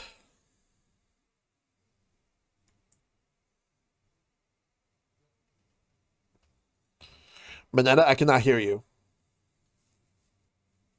Sorry, I was double muted. Hi. Thank you very much for having me. Yeah, it's fun listening to everyone talk about all the their favorite games this year, and like what a year. You're looking at, like, I'm looking at a list of all the games that I've been playing this year. And this has really been a crazy good year for like releases in general. You got Ninja Gaiden came back. Hades had a sequel finally. Shinobi is back. Yes. Hollow Knight Silk Song and Metroid Prime 4 finally released, both of them. But like for me, like there were a handful of games that really stood out as far as like ones that define this year. Yeah. I think my third favorite game this year was Luminous Arise. Ooh. Now this game doesn't get much talk, and I don't know why, because this is Tetris Effect 2. People don't realize that this is straight up like Tetris Effect, but luminous. And Luminous is that is my second favorite falling block puzzle game, and it is just as good as Tetris Effect. Like the visual style and the music, because music is also a big deal when it comes to Luminous, like how it lines up with when the blocks disappear to the beat of the song. So the music being that part of it is really important. I'm sorry, my dog is barking. I think he sees a deer. Your dog is just as much of a guest as you are. Yeah. His name is Miko, by the way. He was the one I was holding on, showing on camera earlier. Yeah, Luminous Arise. That game is incredible. I'd highly recommend people check it out. Number 2, this is like I kind of like flip flop back and forth between what was my number 2 and what was my number 1. But I think number 2, Expedition 33. Mm-hmm. This is a very inspired game where like the mechanically you look at the director Guillaume Broche, I believe that's how you pronounce his name. You look at his YouTube channel and he has a ton of Devil May Cry 5 S rank like parry compilations, and you see that reflected in the actual game. Where because parrying is such a huge deal. And like the story, not to get to the story first. It's also inspired by like FF9, Persona 5, Lost Odyssey, which I really want to play now. Yes. Like it is such an inspired game. The soundtrack was from someone just he found on SoundCloud. And that, like, I bought that soundtrack. It is so good. Lorient Testad, just incredible work for the music. Oh, yeah. And the story was inspired by a sci-fi fantasy novel called The Horde of the Counterwind. It's a French title. It's I don't know if it's in English or not, but I want to read it. I want to find out more about this book. Yes. Because the story is just incredible. Amazing game. I really like that game. But nostalgia is a hell of a drug, and it doesn't compare to number 1. which is Kirby Air Riders. I like that. Kirby Air Ride, the original, is my third favorite game of all time. And I was not expecting Kirby Air Riders to surpass it, and it did. It is like better than Kirby Air Ride in pretty much every single way. Like Air Ride, like the mechanics are so tightly designed in both games, but here it is just like the chaos and everything in that game is ramped up to 11. It's incredible. I'm stunned at just how good that game is. I looked at my Switch play log, and it says that I have been playing that game for about a full work week. Nice. And it has only been out for a month.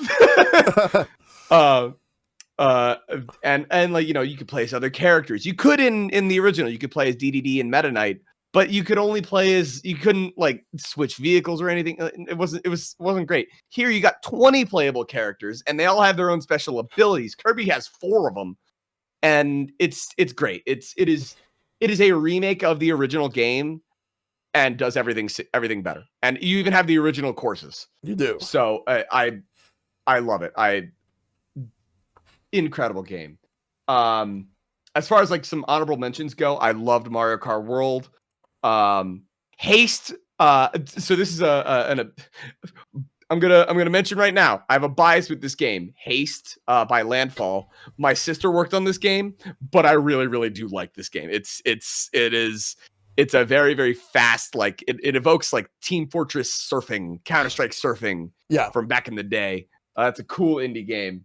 Absolem is really good. That's a phenomenal roguelike that like really works into how different runs play completely different from the previous one you just did. It's incredible. But yeah, those are my favorite games this year. All right. For sure. And what's your most anticipated games of the year of next 2026? So if you were to ask me this question a few weeks ago, I would have said Resident Evil 9 and Neo 3. RE9 I'm super excited for. I love Resident Evil. The new Resident Evil games are all amazing. They're great. Not much to say there. And Neo 3, Neo 2 was like, I think that's a top 10 favorite game of mine. I love Neo 2. But Neo 3 is doing a lot of interesting stuff with the open world and all that. But as of last week, my number one anticipated game is Pragmata. I am really excited for Pragmata. I played the demo. I went from, I don't know, this is kind of a weird like third-person shooter. You know, there's a hacking thing. I don't know how it's all going to work. I played the demo. I pre-ordered it. I'm so excited for that game. Yes. Because and like the art style is great, and the banter between Diana and Hugh, the like the dad space energy is just, it's really good. I played the demo a handful of times. I think my best time is 8 minutes and 20 seconds. I highly recommend people check out that demo, and I cannot wait for it. I'm so excited for that game. Yeah, Pragmata looks really good. It is not Mega Man. It's more likely to be Lost Planet than Mega Man. Yeah, from what I've seen, like, because people thought that it was gonna be like we're replacing Mega Man. No, it's never gonna be that. No, it was never gonna be that. It was gonna be its own thing. Capcom wanted to try something new with it, and it looks really nice. The one thing that really shocked me about Pragmata is the fact that it's gonna be coming out on Switch 2 day one with the other platforms. Yeah, that's exciting. That's exciting. That is a testament to the RE engine being as good as it really is. Yeah, and like on my PC, which is like it's a good PC. It's not amazing though. It ran flawlessly. It's that's gonna run really good on Switch. I guarantee you. I cannot wait. I absolutely cannot wait. So excited. Yeah. Thank you again for having me on. I love coming onto the podcast. Is so much fun. Minetta, thank you for being a part of it. I'm really glad to have you on, and I'm looking forward to having you on again next year. Hell yeah, absolutely. All right. So, Zezpath, you are going to be next. How you doing? Doing good. How are you doing? Been good. You know, getting ready for my birthday coming up. I guess the rest of you call it Christmas, but whatever. Well, I mean, Priorities. it is Yeah. all. It is all. It is almost Christmas, and as Phoenix Wright has said once in the past, almost Christmas is not Christmas. True. I'm just, we'll separate the day out. I usually have the birthday in the morning and the rest of it there, so we'll figure it out. Yep. But as for the games, for me that I've enjoyed this year, some of them you guys have already talked about a little bit. I'm actually kind of happy to say I have at least 2 no one's mentioned so far. But first off, I'm just going to go ahead and give the flowers to Donkey Kong Bonanza. I played the living crap out of that game. 100% at pretty much every level until I was in the after game and played it till I was like, I need to do something else. And I will eventually get back to it, but I know there's still so much more for me to get back to. But just the pure amount of destruction is just pokes at the little lizard brain in the back of your head, just having fun smashing through stuff to see how much, because I think we've all at least looked at one level and went, I wonder if I could clear every single thing out of here if I could. Oh yeah. And you try, and you have. So that was definitely a really enjoyable one that I was kind of iffy about at first. I didn't know how I would like it until I actually got my hands on it and just couldn't put it down. I pretty much took over my Switch 2 for a good month and a half, just playing that thing while traveling. And of course, the other one is Metroid Prime 4, which, no offense to anybody, but I've been sitting here playing it while I'm waiting because I'm not going to stop. I'm going to finish 100% this thing. So while we're talking, I got like 3 more missile expansions, 1 more energy tank, and just clearing out the areas. So this game will not end for a while. Yeah. I will say this is, I don't know why people give it so much crap. This is probably going to be my second favorite Prime Metroid. From what I've enjoyed of it, the original Metroid Prime is still a classic in that regard, but I like how Prime 4 has been set up. I really enjoy the bike, Viola, exploring the desert and kind of using that. It's just relaxing to go driving around on there and explore. And I never found the characters annoying. The only time is like, they have the guy pop up, like if you're kind of exploring for a bit and he'll be like, hey, you could check the map. I'm like, okay, that could be kind of annoying. Yep. But beyond that, he's not that weird character. As soon as I saw him, I was like, oh yeah, this guy's got ADHD. That's just how he is. Yeah. That's how I am. It's fine. It's just one of me. He's an engineer as well. So that's just how we are. So yeah, that was a great one that I'm looking forward to continuing playing for a while. I'm going to try and 100% it here soon, if I can, for finishing it on my first run, and then I'll go back and try it again. But some of the other ones that people didn't mention, and I was kind of sadly surprised, Fantasy Life I, The Girl Who Steals Time. Ooh. Absolutely put my heart and soul into that game because I absolutely love playing it. I love the series. And I've already maxed out every one of the classes. And I do a lot of that stuff because my daughter also plays it. So that's one of the games that we can play together. So I ramp up everything I can while playing through it to help her out while we're exploring. And it's just a game I can just pick up at any time and just dive in, enjoy, do a little mission, go hunt for something, just decide I'm going to go kill that weird dragon over there. Why not? And it's just an adorable game. I just absolutely love the art style, the music, a little bit of comedy for how, the writing and things go. It doesn't take itself too seriously, but I'm surprised I don't hear more people enjoy that game. It's kind of sad. Like I know some people like within my community who had played the game. Like my buddy Shad JV, he loves the new Fantasy Life. And I know people who were looking forward to it. It's just that it took a while to release, and when it finally did, like it released in the summer. But it's just that this year in general is just stacked. Yeah, like I said, that's one of the ones my daughter's been waiting for as well. So as soon as it came out, she got it on the Switch. I imported a copy so that I could then do the upgrade and play it on my Switch 2. Of course, now we're getting an actual Switch 2 cartridge. So I may double dip for that. Who knows? But yeah, I mean, I've always loved the work Level 5 does in a lot of their games.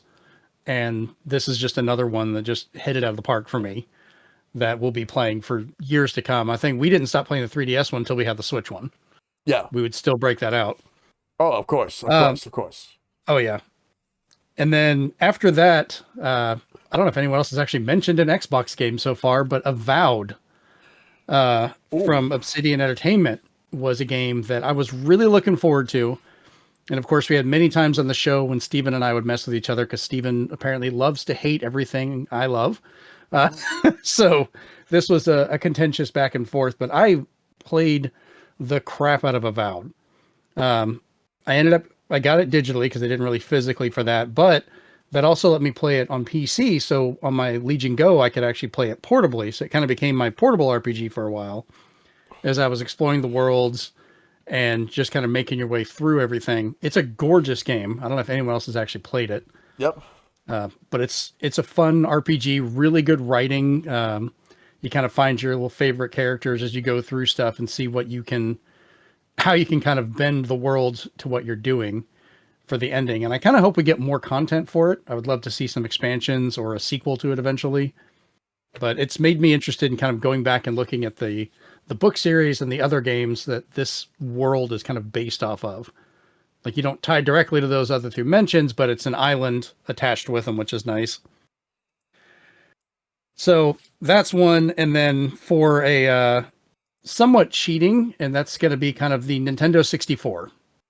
Because this was also the year I got my Analog 3D recently. Oh, right. And I've been going through, working with that, re-exploring a lot of the library, and just having a blast digging through that.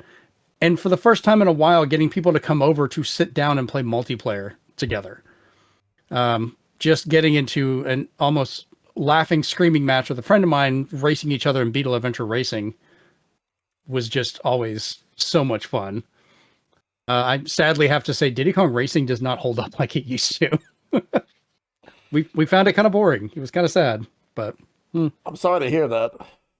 Well, I mean, it's not bad. Like, when you're comparing it to so many other racing games they have, it just, I don't know. Each of them have differently. It didn't age as badly as the Mickey Mouse one on 64. Oh, That Mickey was Speedway rough. USA. That was a fun time. It was pretty, and it's not bad single player. Multiplayer, it is incredibly limited. And I was like, oh, we didn't realize that. We did discover and dig into the fact Superman 64 is a multiplayer mode. Yes, it is terrible. Yes, we thought it was funny. Yeah. That's all I'm going to say about that. All right. But as for the games I am looking forward to for next year, the biggest one is Lego Batman, which I know got mentioned earlier, The Legacy of the Dark Knight. Yeah.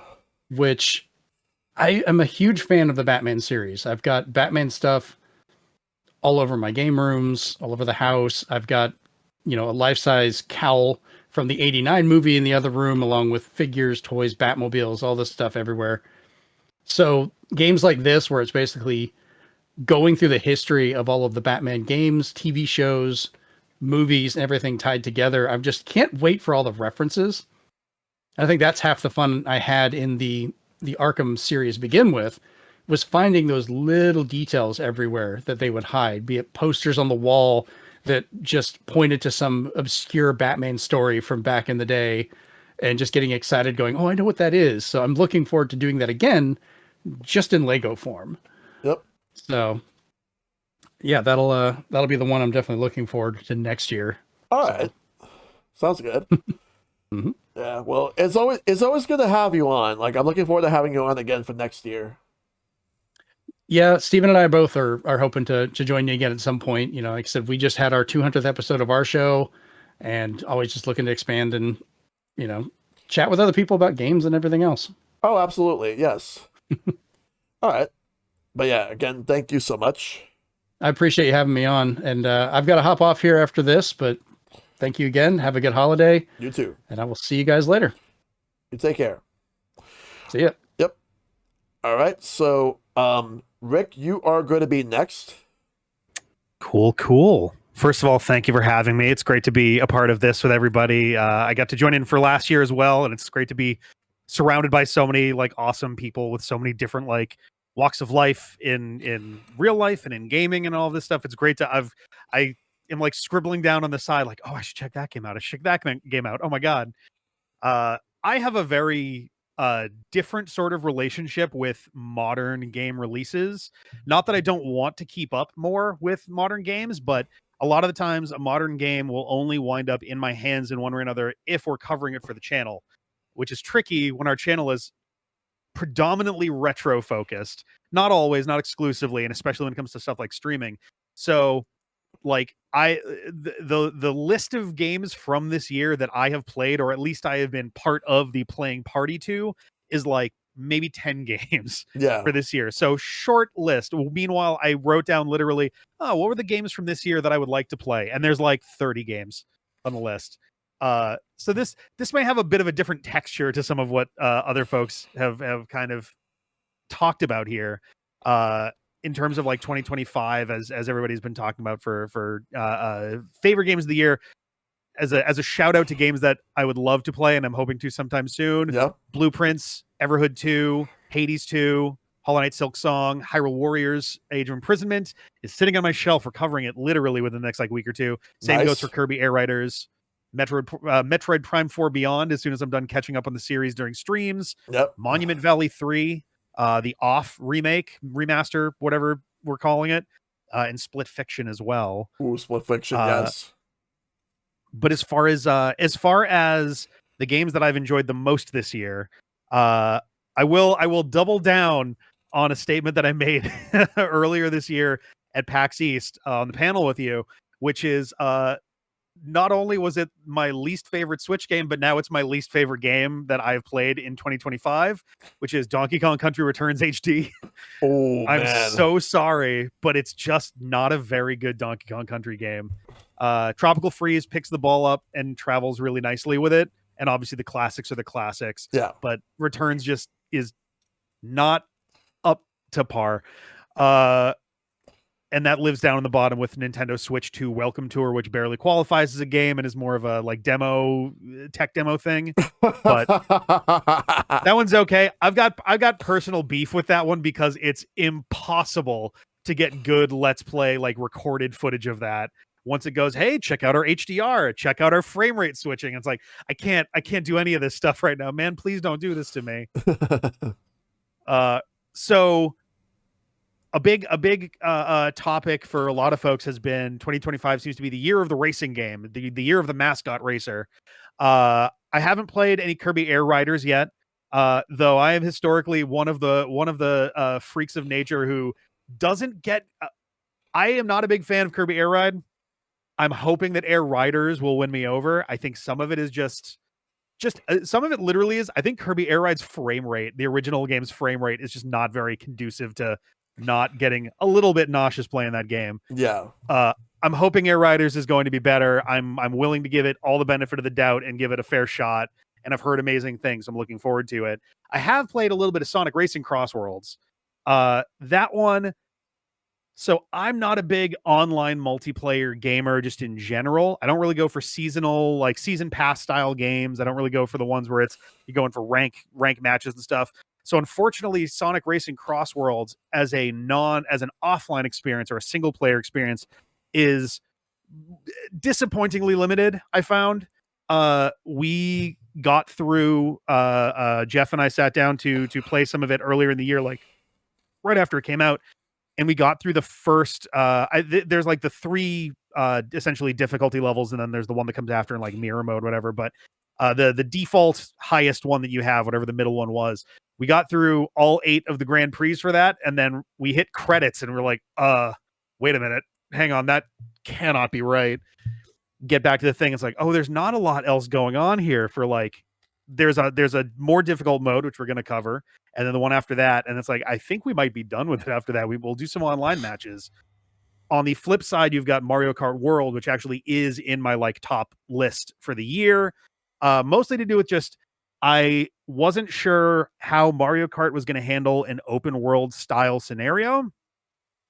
And as someone who was a big fan of Burnout Paradise back in the day, it scratched a lot of that itch big time of like, we're just going to drive around and fuck around this whole time. Excellent. Awesome. Okay, I'm good with this. So glad that they added the tracker essentially to the game after release, because that's maybe one of the most obvious things that was missing from day one release for Mario Kart World was the question mark block the the peach coins and oh my god, it has a tracker now essentially that lets you know, oh, there's stuff that's here's the ones you've collected, here's over there, which wasn't there before, which means you're just kind of guessing or relying on homemade trackers. Big plus for that. So I'm excited to finish that game. Most of the rest of what's on my list is stuff that I've played some of, but not all of. My list is a mess. I will cap it off with something interesting though. My number 4, I would say, for this year is probably Clover Pit. Mhm. I haven't even played it myself. I just hung out and watched for it, but it was a fun as hell time, and I need to get my hands on it and play it some more myself. You should. I was It's a big good. fan of Balatro. And last year, when we were talking about this, Balatro, I think I had as my game of the year for 2024, and Clover Pit again scratches that itch very nicely. It really does. Roguelike slot machines. It's such a wild concept that I was just like, oh my god, this is so fucking cool. This is sweet. I love it. My number 3 is not a game that is originally from 2025, but it got a release in 2025. And I'm barely into the game, but it already has its hooks in me so hard, which is 1,000 Times Resist. It just got a release for, I believe, the PS5 and the Xbox Series X and S. And I've played a good like hour or two of it so far just to like get my feet wet. And I'm just like, oh my god, this is just so intriguing and weird. I love me a good weird abstract game, and just kind of like already there's 1,000 different theories floating through my head of like, okay, wait, is this how this works? This how this works? Very intriguing game. And I am already kind of understanding why it's as like beloved in certain circles, why it's won some of the accolades. It's won. It won a Peabody Award, which is kind of wild. Very, very good game there. My number 2 and my number 1 are so close together that I'm just going to fuse them into one spot because I have a very hard time picking between them. I'll do the one that people have talked about more first, just because I think there's not a lot that needs to be said there. Donkey Kong Bonanza, it's a great game, fun as hell. Yep. And I can't add anything to it that hasn't already been said. There's a million different ways you can approach the game, and all of them are super satisfying. The other one that is up there for me, this one might be a controversial pick, we'll see, but I actually have right alongside Donkey Kong Bonanza Pokemon Legends ZA, which is very interesting because I fundamentally agree a lot with the criticisms that were mentioned much earlier about like Pokemon does need to learn a few lessons about like how to handle the franchise and how to handle its fans and how to actually like work on producing a game that is, not to put too heavy of a term on it, but like worthy of the like instant $1 billion cash fall that comes every time they drop any game on any system. But I will say, for one, Pokemon Legends, both of the two games, Arceus as well, have both, I think, in both cases, I've played the game and gone, oh, okay, this is something interesting they're doing. They're doing something different. They're trying something a little more experimental. And even aside from the more experimental parts of it, there are things that these Legends games are doing that are better than the actual core series. And I'm hoping that they're taking some of that to heart to try to improve, your numbered generation core Pokemon titles. Because Ultra Sun and Ultra Moon existing at all, I think, is a travesty. Sword and Shield were completely embarrassing releases in 1,000 different ways. I think Scarlet and Violet was like a step up from Sword and Shield, but there's so many goddamn problems with that. Also, it feels so silly to like, it feels like congratulating them for meeting the bare minimum, but like Pokemon Legends ZA, I realized in the middle of my most recent recording session for it, it's like, oh my god, wait a minute. Our characters are like actually emoting. They are like responding to the environment around them, and they're not just moving in 8-directional isometric, or not isometric, whatever the orthogonal movements. It's not, oh, I walk, I turn, I walk, which was present even in Scarlet and Violet. Legends Arceus, you literally have folks that are just kind of running around and doing shit. Like, it looks very fluid. Faces are very expressive. The like all of it is way more I think that there's a lot more detail work that was put into this than has put into a Pokemon game. I would say in the entirety of the 3D era of Pokemon. Uh, I would say I don't know necessarily as much with the 3DS, but since then, at the very least, the like home console Switch era of Pokemon, Legends ZA is head and shoulders above all of the rest of them in terms of just the amount of care that was actually put into a lot of those elements for it. I agree, it's not a perfect game. There's still a lot of problems with it, but it's so much closer to what I feel like an idealized version of a Pokemon game could be. That it's ever since Sword and Shield, I've been very like, all right, man, if this next one isn't good, I'm out. If this next one is not good, I'm out. And each time has been incremental improvements. And I'm like, okay, all right, well, we'll see how the next one goes.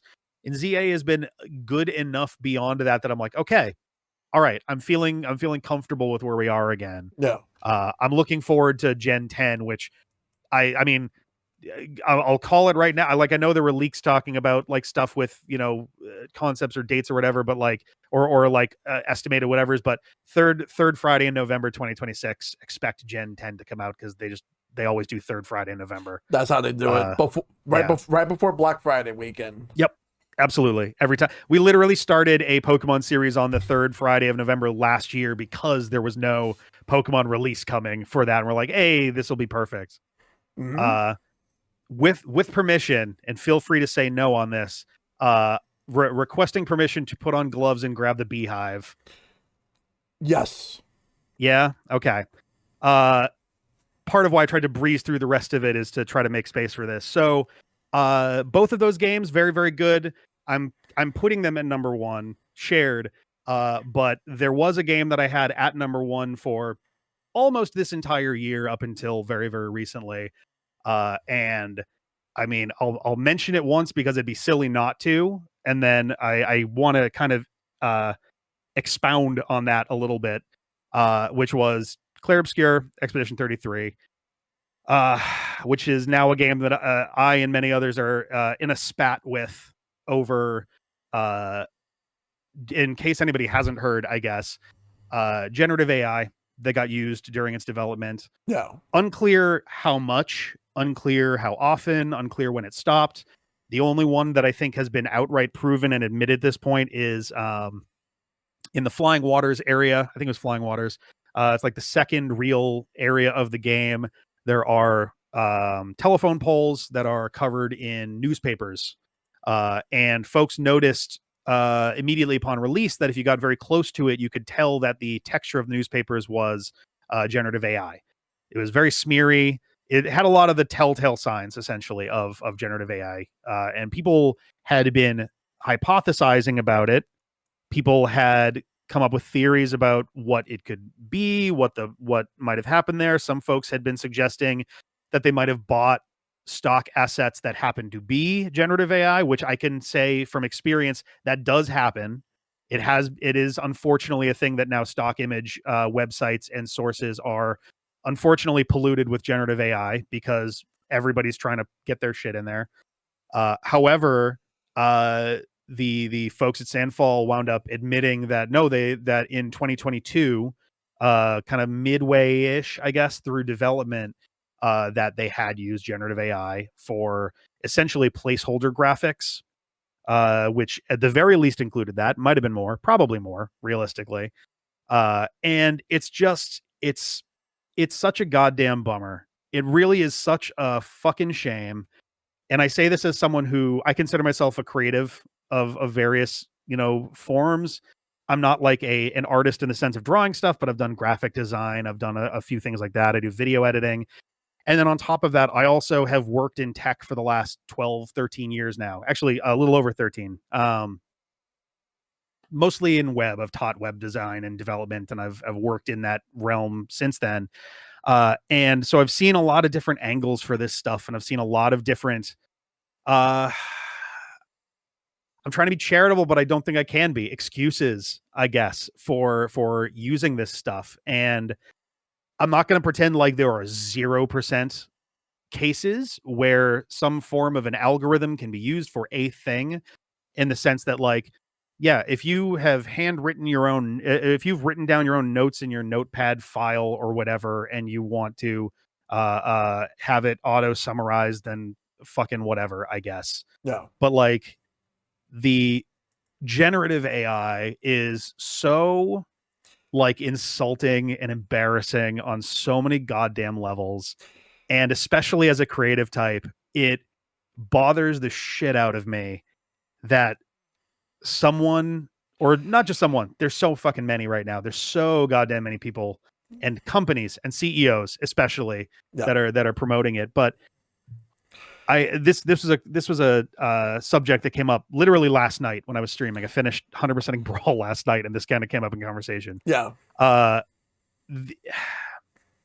The idea that the generative AI is going to help you make better art by skipping some steps or coming up with ideas is so empty skulled, in my opinion. And it kind of just shows how creatively bankrupt some folks are. Yes. If you need a computer program to run a big averaging algorithm across a billion pieces of art from the last 170 years for you to go, oh, a monkey with a top hat. Got it. Okay, now I got something. It's like, then you have no brain. I'm sorry, but you're not thinking, you're not creating anything. You're asking, it's the equivalent of there used to be a bunch of like random name generators online. Oh, we want to come up with we've thrown 1,000 dictionary words in and we'll randomly give you 4 to 6 of them. And it'll be this can be the title of your next book or something. Like, this is the equivalent of that. And like, it's the art is the process is what I've been coming back to over and over again. The art is the process, not the product.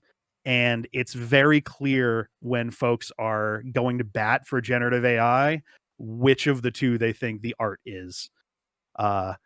So unfortunately, I can't call it my number one game of the year because it's stained in my brain. Am I going to play the DLC? Probably. I have the game. I've beaten the game. I've 100%ed it minus one thing. I'll probably play the DLC.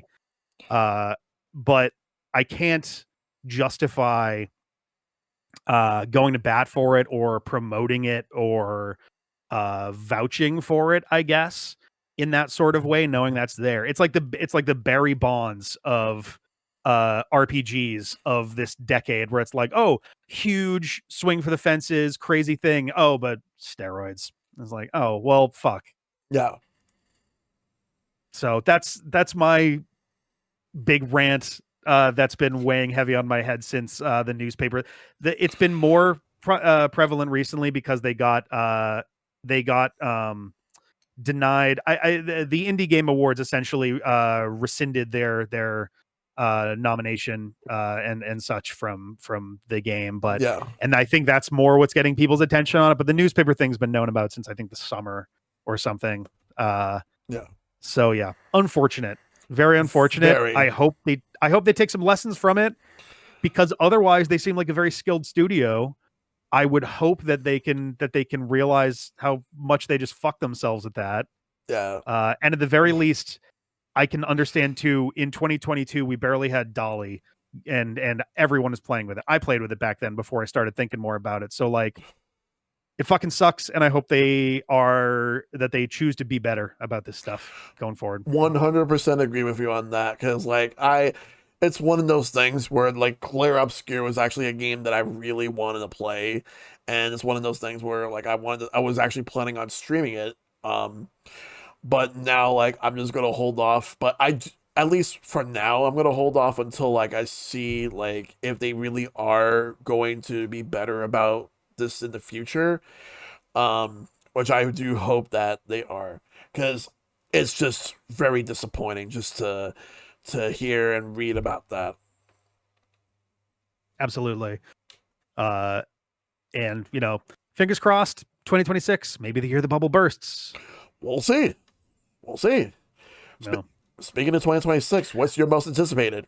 Yeah. I have a couple that I'm particularly looking forward to.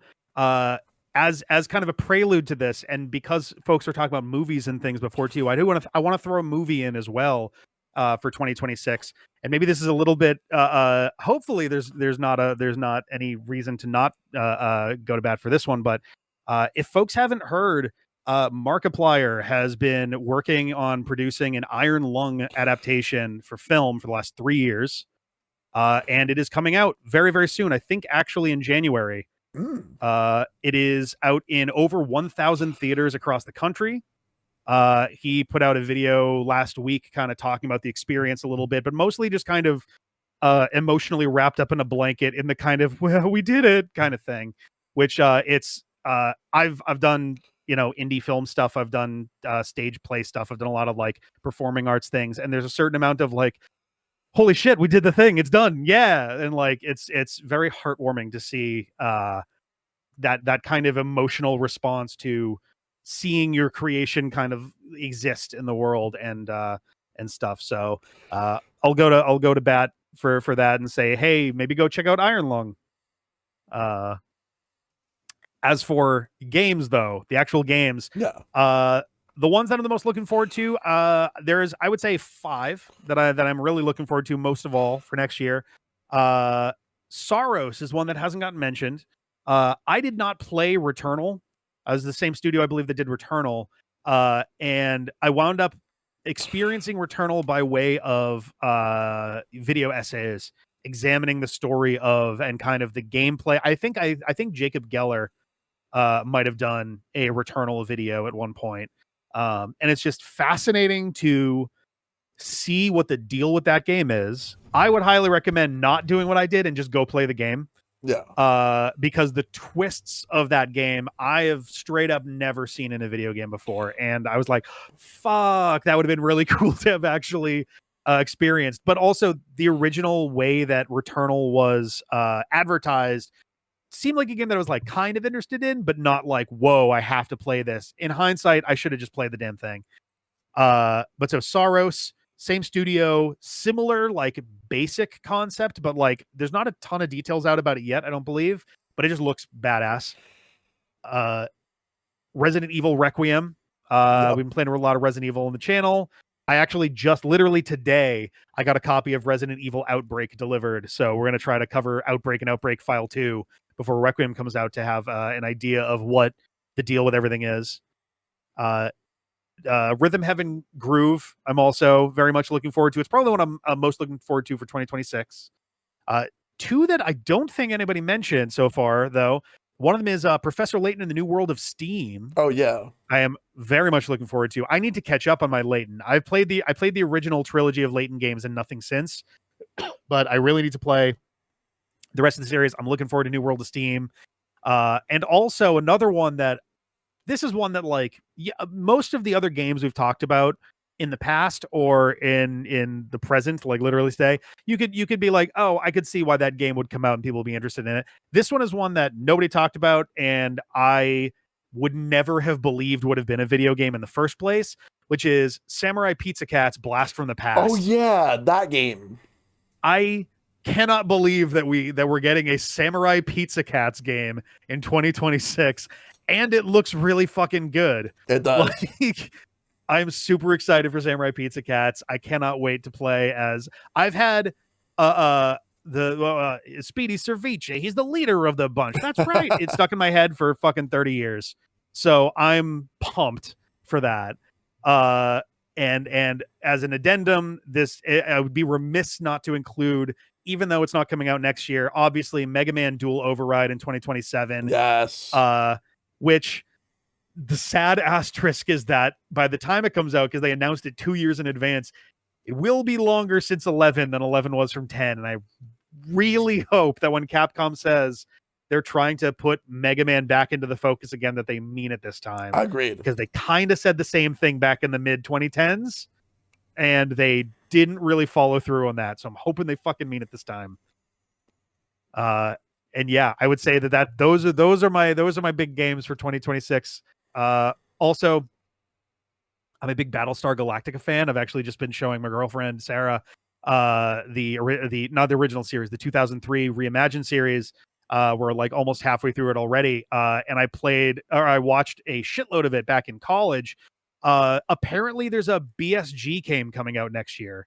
Battlestar Galactica Scattered Hopes. Oh, really? I know nothing about what this game is, but I am immediately at least intrigued. So we'll see where that goes. Yep. All right. Well, Rick, thank you as always for being a part of this, and I look forward to having you on again for next year's Sharing with Shellshock episodes. I cannot wait. Thank you so much for having me. Thank you everybody for hanging through and enduring my contractually obligated once per episode bring everyone down and then someone else can pick it back up moment. And yeah, I'm looking forward to jumping on and joining again for stuff next year. Happy holidays. Thank you guys very much, and stay safe and be good to one another. 100%. Yep. All right, Redbeard, you're next. Hello, Shellshock. Good to see you, Redbeard. How you doing? I am doing well. Hope everyone's doing well this holiday season. Yep. It's been a pretty quiet one for me, but just really happy to have you guys on in general, especially you. I think this is the first time I have you on for the end of the year podcast. Yeah. Yeah. So, that being said, what are some of the games that came out this year that you think are some of the best for 2025? Well, looking around, like, it was mostly this year has been kind of, in my point of view, it's been kind of getting dull because there was a lot of sequels were coming in. Yeah. Like, yeah, Death Stranding 2, Silksong 2, Ghost of, I want to, let's see, King of Gun Deliverance. It was like a lot of games, sequels, Hades 2 as well. It was just sequels after sequels after sequels. It goes to Yotai as well. Yeah. But I kind of see it as a different game because of the how it was a different story, not the same thing. Not different. It's not different people. All that. It's a different character in a different world. Yeah, basically different place. So basically sequel by cut name. that out. Yeah. But a lot of games that intrigue me a lot of games that intrigue me are the ones that are not sequels. Like you just hear them and it's a very new game. Like mostly I would say there's one game that's mostly been singing along for a long time. Claire Obscure Expedition 33. That game, when it was announced, came out of nowhere. Yeah. And I showed them how beauty was. Yes, there was some AI that was being used. I read about it. It was not used a lot, only for some strong structures, but they patched it out. So I forgive them of that because they used it. It was back in 2022, so I just give them like a let go on that. It was just not now they used it heavily. This is used as the infrastructure until they patched it out and fixed it up. So that part I didn't care. That part I just let y'all have it. And that game was just beautifully well done. Like I seen people, I didn't play it myself, but I have the game because I never choose to play it. I seen people on stream play it, but I tried to not spoil it myself. But it seemed like mostly some of the scenes of some of the battle system, which was really well done. The music. And I was just like, oh, this game is so beautiful. Even that sneak peek to to the end game of like the final boss deal, where it kind of like I didn't peek at it. It just my phone just popped up. It just popped up on my phone. I was like, what the hell is this? So I say, ooh, nice. Wow. Okay, this is a good game. So that's the same thing in one. Another one I mentioned as well, Donkey Kong Bonanza. When I say the sequel, this is a standalone game, I would say. Yeah. I see people play it as well. I have the game, I haven't played yet. I like it's very good. Even though I got tired of Nintendo not doing voice voice acting in some of the Nintendo games. Yeah. Because it's just start getting really dull. So like I just that's a little bit that side of it, but I just don't want to mess up how good the game was. So yeah. Yeah, I know I enjoy Bonanza. I'm gonna talk about more of that later on, but continue. I'm trying to think some other games as well. Because it's just another I would say is Sonic Worlds. I would say Sonic Worlds Racing is I would say my best one, better than Sonic than in Mario Kart World. Yeah. I have played Mario Kart World. I played online matches. It's more hectic than Mario Kart 8, and to me, what they're doing with open world, it just drains my body off of open world stuff. Like it's beautiful and all that, but it's just so boring. Like That's I fair. understand, like it's really big open and stuff, but it's just like I drive over here to this. I know there's fast travel and all that stuff, but it's just the open world, but just not really necessary to me. All right. Any other games? I'm trying to think because I have bought a lot of games, but some of them were really old. Well, I would say, I would say this as well.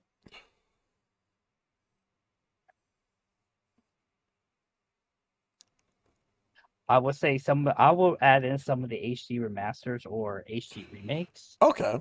into the list that released this year. Final Fantasy Tactics, Yeah. Evil's Chronicles #1 is still is you cannot pass this. Cannot pass this. Get the game. Like it's still the same as the original game, even though it's updated. You still go play the original version. Dragon Quest 1 2 HD remake. Yes. That game as well too. Even the HD remake, 2D HD remake they did, like the Octopath Travel style, was so well done. Even for the 3 they did as well, it was so well done. And also Suikoden 1 and 2 HD remastered. Get that as well. It's like I have played the originals, but I have the HD remaster because I want to play them. And even though they updated the game to where they added perks and all that in the game to make it more easier, and also I know it's Suikoden 2, they added a perk to stop time because there's one certain character that you have to get, but you have to get it, but it's certain times you have to get it. Yeah. So I love how they did that because I read all the patch notes. It's like, thank you, because I'm not doing that shit. All right. So yeah, that's on my that's it. That's what I have for now. Now, what about the most anticipated for 2026 that you're looking forward to? I know is Resident Evil Requiem, the new Mega Man game. Grand Theft Auto 6 as well. I'm still itching. I still want that game though.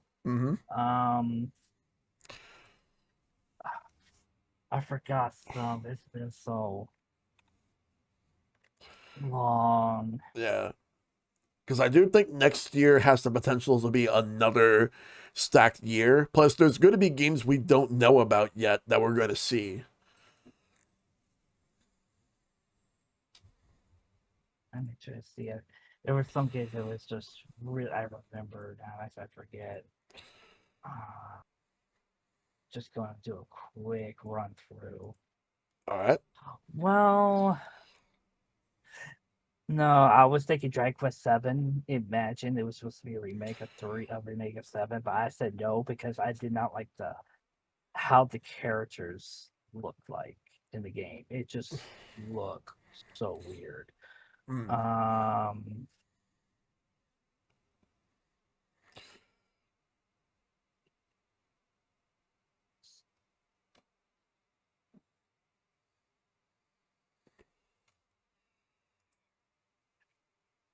Oh, Phantom Blade Zero. I forgot about that. Oh right, Phantom Blade Zero. Yes, that one I am waiting for as well. I remember watching it when it first came out, Mm-hmm. and I was just like, "What is this game? This looks really intense." And then they showed more. I think the Game Awards they showed more of it. I was like, "Yes, I want this game." And too much to see. Well, I heard they were doing a Fable remake for Xbox, like a remake of the the old Fable, and I was like, okay, let's see what happens because y'all keep bringing that up, and we have no heard no word ever since. Because Yeah. when Fable 4 came out, we heard nothing. So Fable remake, I'm keeping my eye on it because I want I want to know how you're gonna do that for because I love the original. I played the original so many times, and I want to see how y'all do for this one. We'll see. Even though the company went down, and just the whole series went down as well after 3, Mm-hmm. from what I recall. Yeah, that was true. Think that is it of what I see. All right. Well, Redbeard, it's always good having you. Looking forward to having you on next year. All right, thank you. Yeah. You have a happy holidays, dude. All right, you too. Thank you. Yep. Hello. Hello. Well, I'm here. Oh, What's up? first and foremost, Ben, I saw what you said. You were going to unmute yourself and start beatboxing while I was gone. Well, the Of bathroom was course. right near me. Anyway, Epic, good to have you. Oh no, it's a pleasure to have myself here and with you and all of you guys. And honestly, thank you for having me here in your podcast as always. It's been a really good time on this year and the previous years and pretty much every time I've come here. Oh yeah, totally, 100%. Yeah, So, it's honestly really good. yep. So, what are some of your favorite games to come out from this year that you think are the best? Okay. Okay. Well, for me, I will say I do have a top three. Mm-hmm. Maybe I'll probably will have to mention some honorable mentions. And yeah, so let's see. I guess I'll just say the honorable mentions. Crazy enough, I would have to say my honorable mention would probably be um Mario Kart World, considering that game has been amazing for me to play, and I honestly have been playing the game a while ever since it came out, and I'm very glad I've gotten it and to play with all of you guys. And Mm-hmm. it's been a blast playing with everyone, with the Madness crew, with you, Digital Bonfire, everyone. It's honestly fun. Um, I say that this game is great. I've played so many hours, over Mm-hmm. 100 hours, I believe, so far. And yeah, like the game is great. Open world Mario Kart has been something I've always wanted to happen for a while, and we got it. And the music is great. The character selections are fantastic, and just the overall look, visuals, presentation is just stunning. It is so good. I'm honestly couldn't be able to fathom as to how much we've gotten for Nintendo to bring us this amazing Mario Kart game. Oh yeah. Um, but my gripe with it for not being on the top was that I feel like the game really should have had a bit more stuff to do in the open world area, because there are things to do.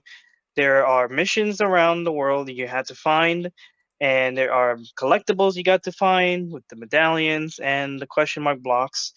And honestly, having those are cool and all, but that being pretty much it for just being there to look around, other than to explore, just to have a sightseeing, which is amazing, honestly. Like, it's one of my favorite things to do with open world games is just have a good sightseeing um, things. You just like look around, do some photo modes and whatnot. I like doing that for any games. But just even then, I've just always go into free roam only for just to chill out and that's it. And having to finding these collectibles is cool. And with these challenges reminding me of mission mode in Mario Kart DS, um, there are a lot of them, which is really crazy. But even then, I just feel like I've been wanting a bit more out of these three things of collectibles that you had to find of the in the game. And not to say the game is bad. I'm just having to say that this game is great, but I just feel like they could have done a bit more with sort of like with the with what you do in the open world because I feel like there's not much to do if you finish all of these things with the collectibles and everything. Like there's really nothing else to do. Yeah. So but even then, and the tracks themselves, and yeah, we always have everyone's opinions about how we feel about the the tracks connecting and the tracks themselves on their own. People have weird thoughts about how the retro tracks are designed for Mario Kart World. I honestly thought they were pretty good. Most part, I would say most of them. I would say I do enjoy the inner tracks are pretty substantially good pretty much most of the time. Not that I say I would say I would hate them and would not want them again, but you know, I mean, this is the game that would do with the world and the interconnection of having to go from one track to another is a really cool idea. And honestly, I didn't mind the way how is, but even though I wish the Grand Prix of the game would uh do a little bit better because really having to do one track with 3 laps and then doing all the rest of the tracks to do one track to the other and the last track would have to be just 1 lap. I just think it's kind of a bit of bummer because I really like to go around the track a bit more because that way I can like learn the track more and then just, you know, experience the visuals and the overall layout and everything of it. It's just I really like doing that when it comes to Mario Kart. It was like you get to go around and having to practice and get better at the track itself is what makes Mario Kart so special and having lots of fun with friends. And we just always love to banter each other with who gets first and who gets the blue shell and tries to ruin us all because that's just how Mario Kart is. Yeah. And it's no different here. It's just I wish that the decisions they do with the Grand Prix and stuff they did at the launch I wish they would have done better. But right now, we have gotten some updates. We have finally gotten the ability to have custom items, and honestly, that should have been at the start, in my opinion.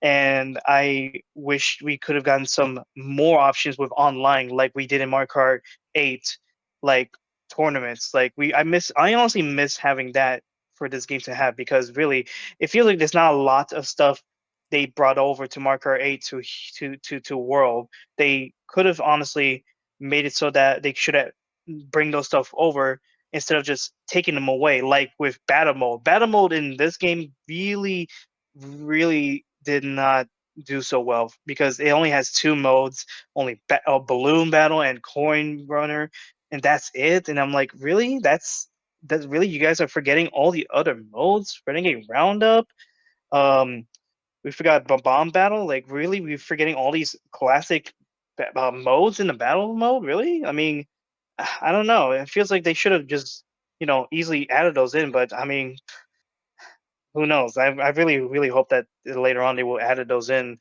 a future update because really, I mean, battle mode it may not be the greatest attraction, but it is a good side off to look into for when we need to take a break from racing because we always race all the time. And I really wish we could see other stuff they could add it in to make the game more fun and more amazing for us to keep going because really it is a good game. I just wish there would have been a bit more stuff they should have added in from the beginning, but that's just me. So yeah. All right. Um, but yeah, okay, let me go for number 3 of my top 3. Number 3, I'm gonna have to say this one feels a lot like I'm gonna say did beat out Mario Kart by a landslide for me, and that is Kirby Air Riders.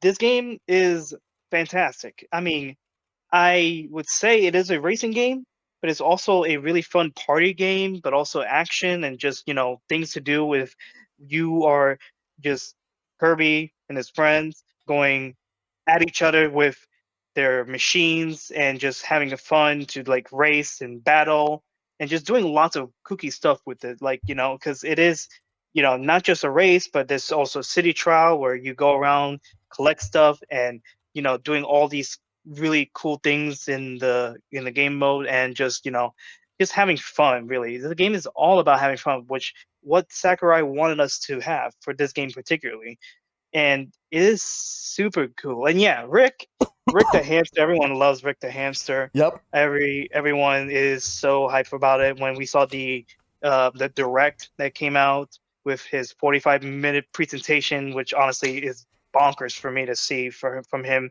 because he loves to ramble on about all the stuff that he's going to add on. And really, Sakurai is one of my favorite man that he just loves to create stuff for fun in the video game world. He is just such a delight to look at whenever he talks about games, and whatever passion he wants to bring in to share with us, and just to tell us, he's building it for us and himself, for everyone to enjoy, no matter what it is. Like, you can say you can be competitive in it, but really we're just here to have fun, because it's a video game that we're doing here. Like, it is. Yeah, like the Mr. Rogers of video game world, like Dragon says. Yeah, I agree. He is pretty much like that. Um, Yeah. and the new stuff they added in, and I gotta say it's really great. Road Trip is a really fantastic single player. Yes. I've managed to beat it 3 times until I get the true ending of the game, because you know how Kirby games are. They always have another ending, the best ending to stop that. And I'm honestly fascinated for what he did with this.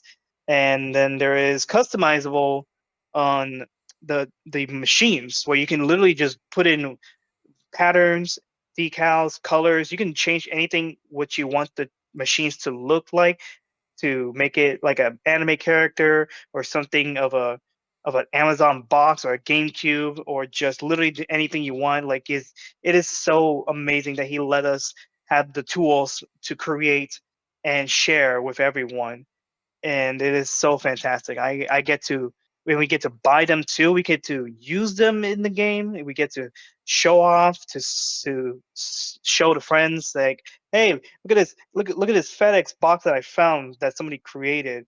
It's so cool. Like, it is so, like, it's one of my favorite things about video games, is that even like with developers giving us tools to be creative and showing off things that we would never even fathom to think that we could even do. Like, I was like, you give us something that I would never think we could ever create, like actual logos of official brands of any games or brands out there in the world, that I would never think that we could create. Like, I wouldn't. I mean, I want to say I'm not like an artist, because I would like to be one if I ever do. But seeing how I like to look at people's creation is always fascinating to me. It makes me want to be inspired on creating stuff, even if I don't, be as good as like any other artist out there. But it doesn't matter, because I just wanted to do it for the fun of it. I just like to create for the fun of things and to have fun with it, and it is really cool. So yeah, Kirby Air Riders is on my number 3, and it is fantastic. Just all around a great game for me. And then now the second game, um, a game that I have been superly waiting for such a long time, and this game has just always been on my radar for a while, since it announced in the Nintendo Direct. Nope. I was screaming out of my lungs. I'm like, freaking finally! We got a new Katamari game. Really? Really? We've been waiting for years for a fucking Katamari game. Oh my god. Like, yeah, the game, the series, they had a new game with on the iOS, which I'm sure they're gonna bring out on the consoles sooner or later. Please, Bandai Namco, please bring it out on consoles later on. And we had the the remasters of the first two Katamari games onto platforms outside of PlayStation. I've been solely happy about Bandai Namco giving this series another chance for so long, and having this new game, Once Upon a Katamari, is honestly a game that I believe that I would say Katamari is finally back. I mean, holy shit. Like, the game has been always about one thing, and that is rolling. You roll, you collect, you go big and big and big. Because what's the story about? What is this about? Really, you just roll everything. Any objects you find, your little alien person named the prince, and your father, the king of all cosmos, the almighty god being of the world, has ordered his son, the prince, to collect things on Earth and make stars because they like because each game there's always something weird happening. The first game he accidentally destroyed all the stars because why the fuck not? Yeah. The second game is everyone wants Katamari. We want to see stars being formed. And so you know what? Okay, I'll give you stars, but you better be happy because I put my hard work, even though he just sends his son to do it for him because he keeps saying, "Oh, we did this," but no, I did it, Dad. I did it. So it's so fun. The game just doesn't have to make sense at all for why this is happening. Why is a ball be able to become a magnet for everything to collect things that just seems stupidly impossible? Well, first of all, shh. No one cares. We need to know. We need to see if you can do it. And second of all, it's like the game is like it's just supposedly like it's a game that makes you happy, and that is what it's all about. It's like you feel accomplished for doing things where you feel like it's impossible, but yet you work hard and try to go one by one, piece by piece, and then you get to the impossible where you think you can roll on this big item that is right in front of you that is stopping you from progressing. You can get over it if you keep working hard on getting all the other stuff that is smaller than that, and then you build up and you gain the ability to pick up bigger things. And that's what this game is all about. And Once Upon a Katamari is no different, yet I feel like they did way more with this because now um they have new stuff they added in. A settings where the setting is basically where we're now traveling through time instead of just we're gonna do the same thing over and over like we always do. We're just going through time now and see different timelines and collect stuff and then make stars to fix what we've broken. And and it just it's like it may not be the most original thing, but it's just certainly one of the baffling things they could ever think of because it is such a fun series, a fun franchise that everyone loves to see keep coming. And it's honestly a game series that my aunt that showed me back for when it came out on the PS2. I could never stop loving it. It is such a fantastic game. And let me tell you, the music. I would say I'm very happy and surprised that they got these rappers called Kelmiko, these duo rappers that who did anime music before, which one of them was "Keep Your Hands Off Isoken." They did the title music, Easy Breezy. So they got them to do the title music of Katamari, which is unbelievable because I love their music and I couldn't believe they got to do the theme song for Once Upon a Katamari. And wow, it is like the music. Never in my life would I ever say there was a dull moment with music. No, every music, in my opinion, is great. No matter what you listen to, and I can listen to this everywhere I want.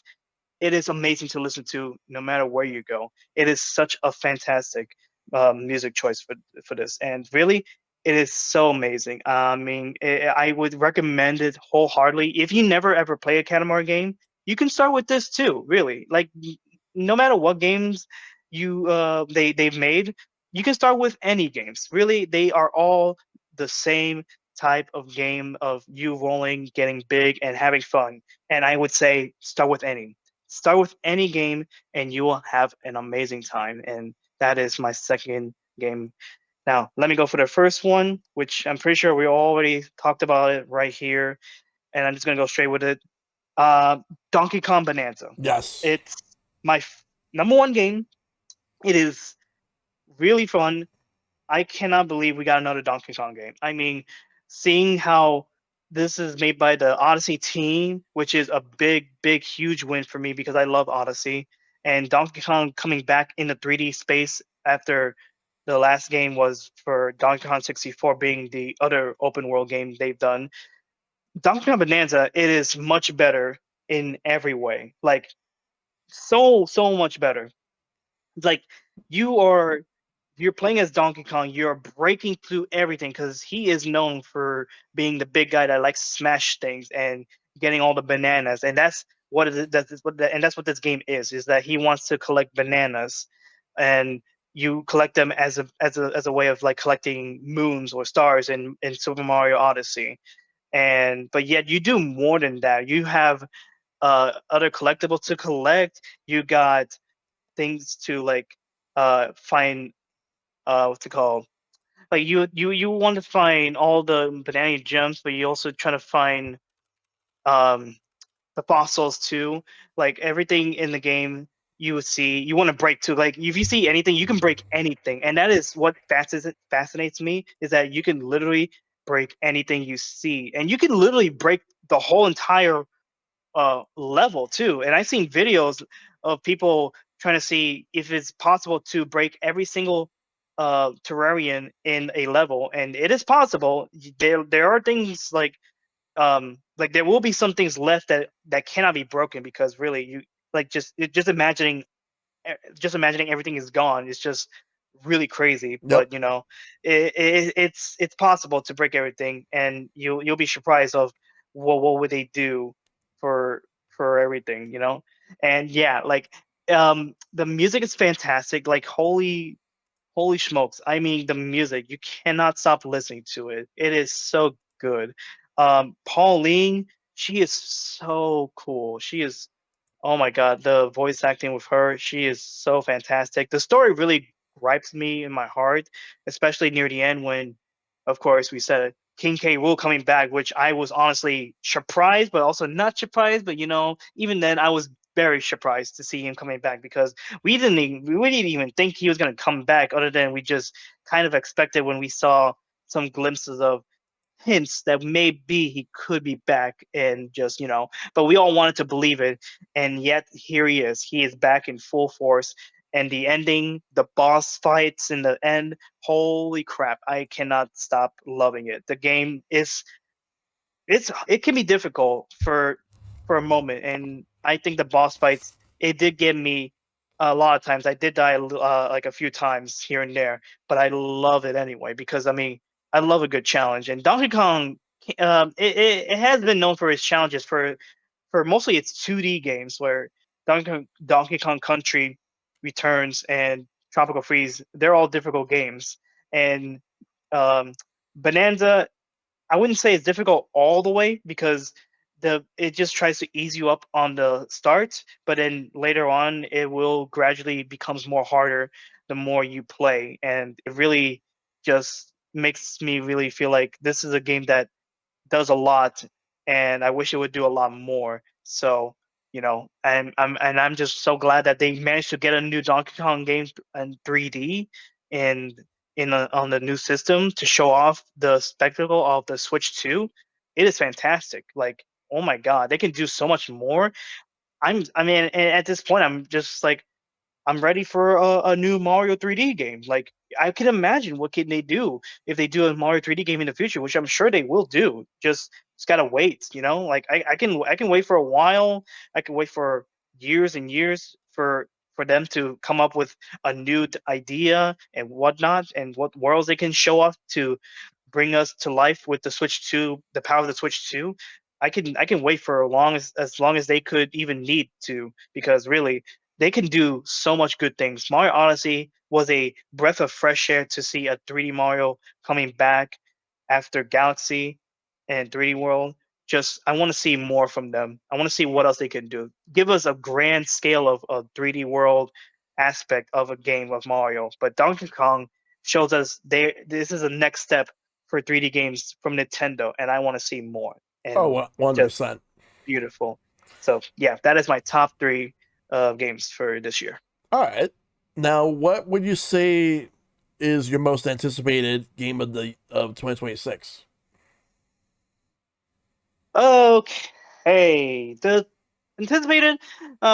We said a lot. I said I want to say that my number one so far it is gonna be Resident Evil Requiem. I mean, I say that game is gonna be my most anticipated because I love the Resident Evil series so much. I follow everything about it, seeing how it progressed from how Seven began to resurrect the series to go back to survival horror after Six, and then we get Village, and then we get the remakes, and now we get a new game in the series where we now get to have um, a continuation from something I didn't even think about that they were gonna do um, with Grace, seeing how her mom got killed in this new game that we saw her mom in the Outbreak games, and so I didn't think they were gonna continue on from that. So I'm curious to see what's the story gonna entail of, what new things they're gonna do with now that we're gonna go back to Umbrella in a way. And Leon, holy shit, it's so good to see him. And my God, I still think he is still gonna kick ass, even if Yes. he's looking old. He is the great unk that everyone calls him. It is so fucking awesome. And I am very, very excited to see how they said that this game is going to have 2 different distinct perspectives, considering we're going to have third person and first person. But it's not just that. They said that it is going to be survival horror, but it's going to be action too, because Leon is going to be doing what he does best since Resident Evil 4 and 6, where he kicks ass doing some kick flips. Hopefully he can do some suplex if he can even do it again. Oh, yeah, that would be nice to But have. but boy, did that surprise me when he can now be able to use the chainsaw. Mm-hmm. What? Like, because we always wanted Leon to use a chainsaw forever, because really, like, he is the guy that always gets chased by them, and we were saying like, damn, can Leon do it? Can he actually do it for once? Because he's going through some rough times when he's had to go through all the shit with all the zombies and the infected, and now he gets to do it. Woo! Woo! Finally, let's go. I mean, I'm just happy that I'm honestly happy to see Leon back. But even then, I would still like to see other characters, even if they had to do cameos for old characters or even a mention of them. I would like to hear that for once, maybe, you know. But that's just me. But hey, I mean, I'm curious to see what Grace has to deal with, because she's gonna be more survival horror, scary esque versions in this game, and Leon's gonna deal with just the actioning stuff on his part. So we're getting both of two worlds. Basically, we get the original Resident Evil survival horror, and we're gonna get the Resident Evil 4 type of gameplay. It looks like in this game as well. So we're getting both of them in this package, and I'm honestly stoked to see how it works. So Yep. yeah, I would say that game, and I would say Grand Theft Auto 6 for me, because I like I love playing the Grand Theft Auto games myself, starting with 3, and then I played and then I played Vice City, and then I played the trilogy, the definitive edition. Which, yeah, the games had been very bad at the start when it looked and played rough, but after updates that Rockstar has been putting out and the Switch version has been fixed, and I'm very happy that I get to play them. But even then, I still have the original copies of the PS2 in my collection, and I played those as well. But Vice City for me is my favorite of the bunch next to San Andreas. Mm-hmm. And now 6 is gonna be we're going back to Miami. Oh my God. I would hope if there even be able to have a possibility of seeing Tommy Rossetti from Vice City to come back in some way, but it'd be He would be crazy really because old. he'd be really old by the time, because that game is going to set in the future. So I would like to see if he is able to be there. But if not, like that's fine. Because I mean, the whole world of Miami is gonna be expansive. Everyone's like, we all know everyone's hyped for it. Everyone's been seriously waiting for this game to come out for years and years. And really, I mean, I want to see that game to come to life, and it's just gonna be amazing. So yeah, like um and yeah, like Grand Theft Auto 6 is gonna be amazing. Although, even though I wish I would have liked to see other games that Rockstars should have done, like it would have been really cool to see Bully 2, because really I've loved the first Bully game, and it'd be cool to see them just trying to go for another Rockstar game that they haven't touched in a while, because they're known for Grand Theft Auto, but we can't forget for the other games they have been known for, like with Bully and some of the other ones I'm trying to remember. But yeah, yeah, like they done quite a lot, and I wish they would have just maybe take a little break from it and just you know also, yeah, Red Dead Redemption, obviously, and I also been playing Red Dead Redemption on the Switch. I just got that game just Yeah. recently, and it is really good, especially playing on with the mouse mode on that game. It is fantastic, I would say. And oh yeah, and also another game that I'm anticipating, Pragmata. I am very, Yes, very, very Pragmata. curious. It is looking really good. I'm debating whether I'm getting on PC or Switch 2.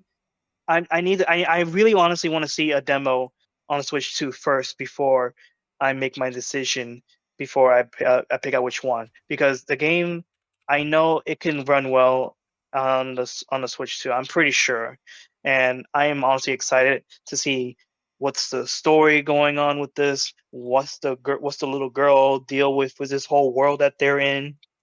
Like, it is honestly amazing, and I can't wait to see how this game is gonna be. It is gonna be great. So yeah.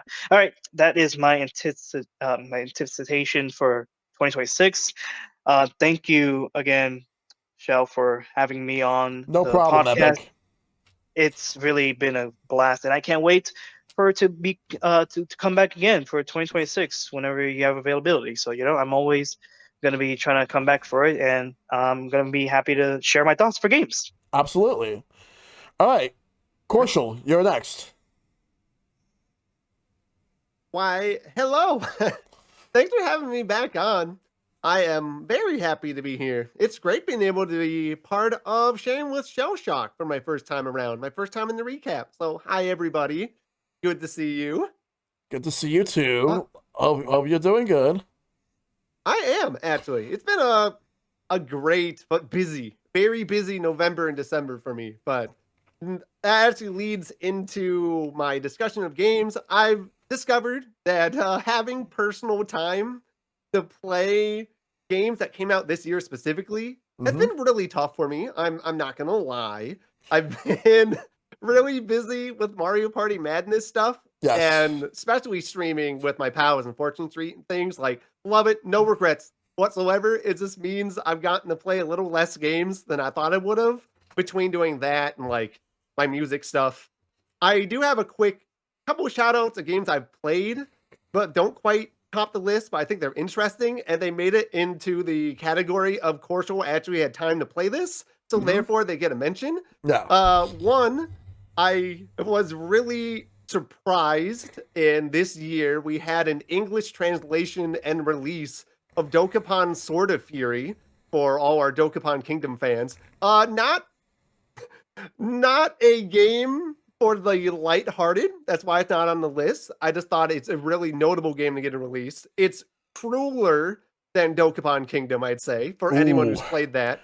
So if you really like suffering with friends, especially if you go into it blind, that gets my recommendation for the year. My indie game that I really liked, that is not a major headliner, that just came out recently, that I really liked as well, was Captain Wayne Vacation Desperation. Real recent release. It's a Doom-like. It's like a boomer shooter, retro, like arena, move fast, a lot of like reaction-based open combat rooms with a bunch of guys.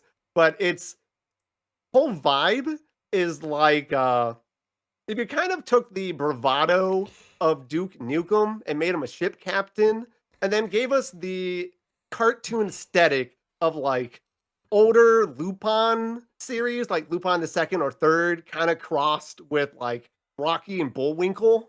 That's kind of how it is aesthetically, and that was a lot of fun. It got kind of hard at the end. There was one spot I kept dying a lot in, but it was a fun little romp, and I want to shout out like the small indie games that Blue Sky fortunately points me towards every now and again, and that was one of them. I was like, that's a good game right there. As for actual games that I did play this year, I want to start. This one's kind of tough, like where exactly you want to put it, but I think even though I did really like it, it's on like my lower end of the 4 games I really want to talk about, which is Legends ZA. I did not find the problems that everyone else like immediately talked about. I'm kind of a simple to please guy. I mainly care really a lot about my character interactions when it comes to games like this. And I think ZA did a really good job at making a rotating cast of characters in its plot who like continually emerge and do stuff or like have at least interesting things to do or like funny or entertaining to watch, like had memorable moments. There's a lot of that in this game. And like it's not just like the classic generations where you get like the gym leader and they're kind of like one and done. They do their thing, you get your badge, you move on kind of thing. I really like that the Legends games, both this and Arceus, are games that allow the characters to repeatedly come back and like stay persistent throughout the story. So it isn't just like, oh, sure, they have a cool design and there's going to be a bunch of fan art of them. But in terms of the plot, they're just like here and done once you get like your relevant trial reward for besting them. And I think that's something that ZA games do well is like I'm a plot boy. I want my banter. I want like my characters doing cute moments repeatedly and not just like one and done. I want bouncing off of each other. And I think the Legends games have been pretty good about doing that. And that's something I want to see. Like Scarlet Violet gets at a little, but there's definitely things I think could be improved. And there's still like separated enough from its main branches that it could be like, all right, there could be some improvement. The DLC improved that a little bit, but They I feel did, like yeah. ZA was really like my like, oh, the world building beyond the literal critters themselves matter more in this. And we have characters with like more consistent through lines that kind of like Black and White did that we're seeing more in this. And I want that in my story writing for Pokemon. So that was good. And also on the gameplay side, it was the closest we've gotten to having a Yakuza experience realized throughout Pokemon world building and combat and the nighttime slugfests that are the Battle Royale is really funny. And I like how you can just mow everybody down. Like, I feel the fisticuffs from Like a Dragon whenever I can just wield my Pokemon and just plow through all Yes. these guys around me. That's really fun. It's like, it's not a perfect combat system. You can tell it's like a first time go at it, but it's really funny when you let yourself like just get immersed in how absurd the concept is, along with the side quests being really goofy. That's like, man, I'm already a sucker for the RGG likes of the world, and ZA really scratches that itch for me. I really love it's like that. So Yeah. it lost out to 3 also very good games. I love, speaking of characters, Deltarune Chapter 3 and 4 just won me over. I've been heavily anticipating. I know it's not quite a complete game, and it's already been half a game before this, but I do want to say that chapters 3 and 4 were an utter delight, and I love getting to theorize my future plot twists.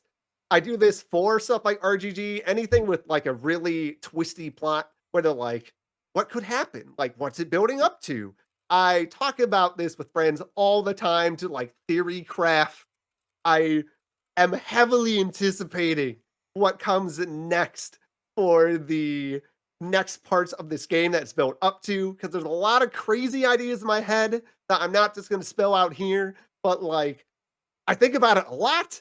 And as a really musically inclined guy, Toby's soundtracks constantly blow me away, and there's lots of music that I like. I work so hard in Pokemon and like Deltarune right now too to not spoil myself on hearing tracks before I get to experience them in game, because I love getting to hear the soundtracks of these games, and they've established themselves as having really, really good music. So whenever like a new fight would start in ZA, or same thing in Deltarune 3 and 4, I'd be like, the boss fight just started. I'm gonna like pause.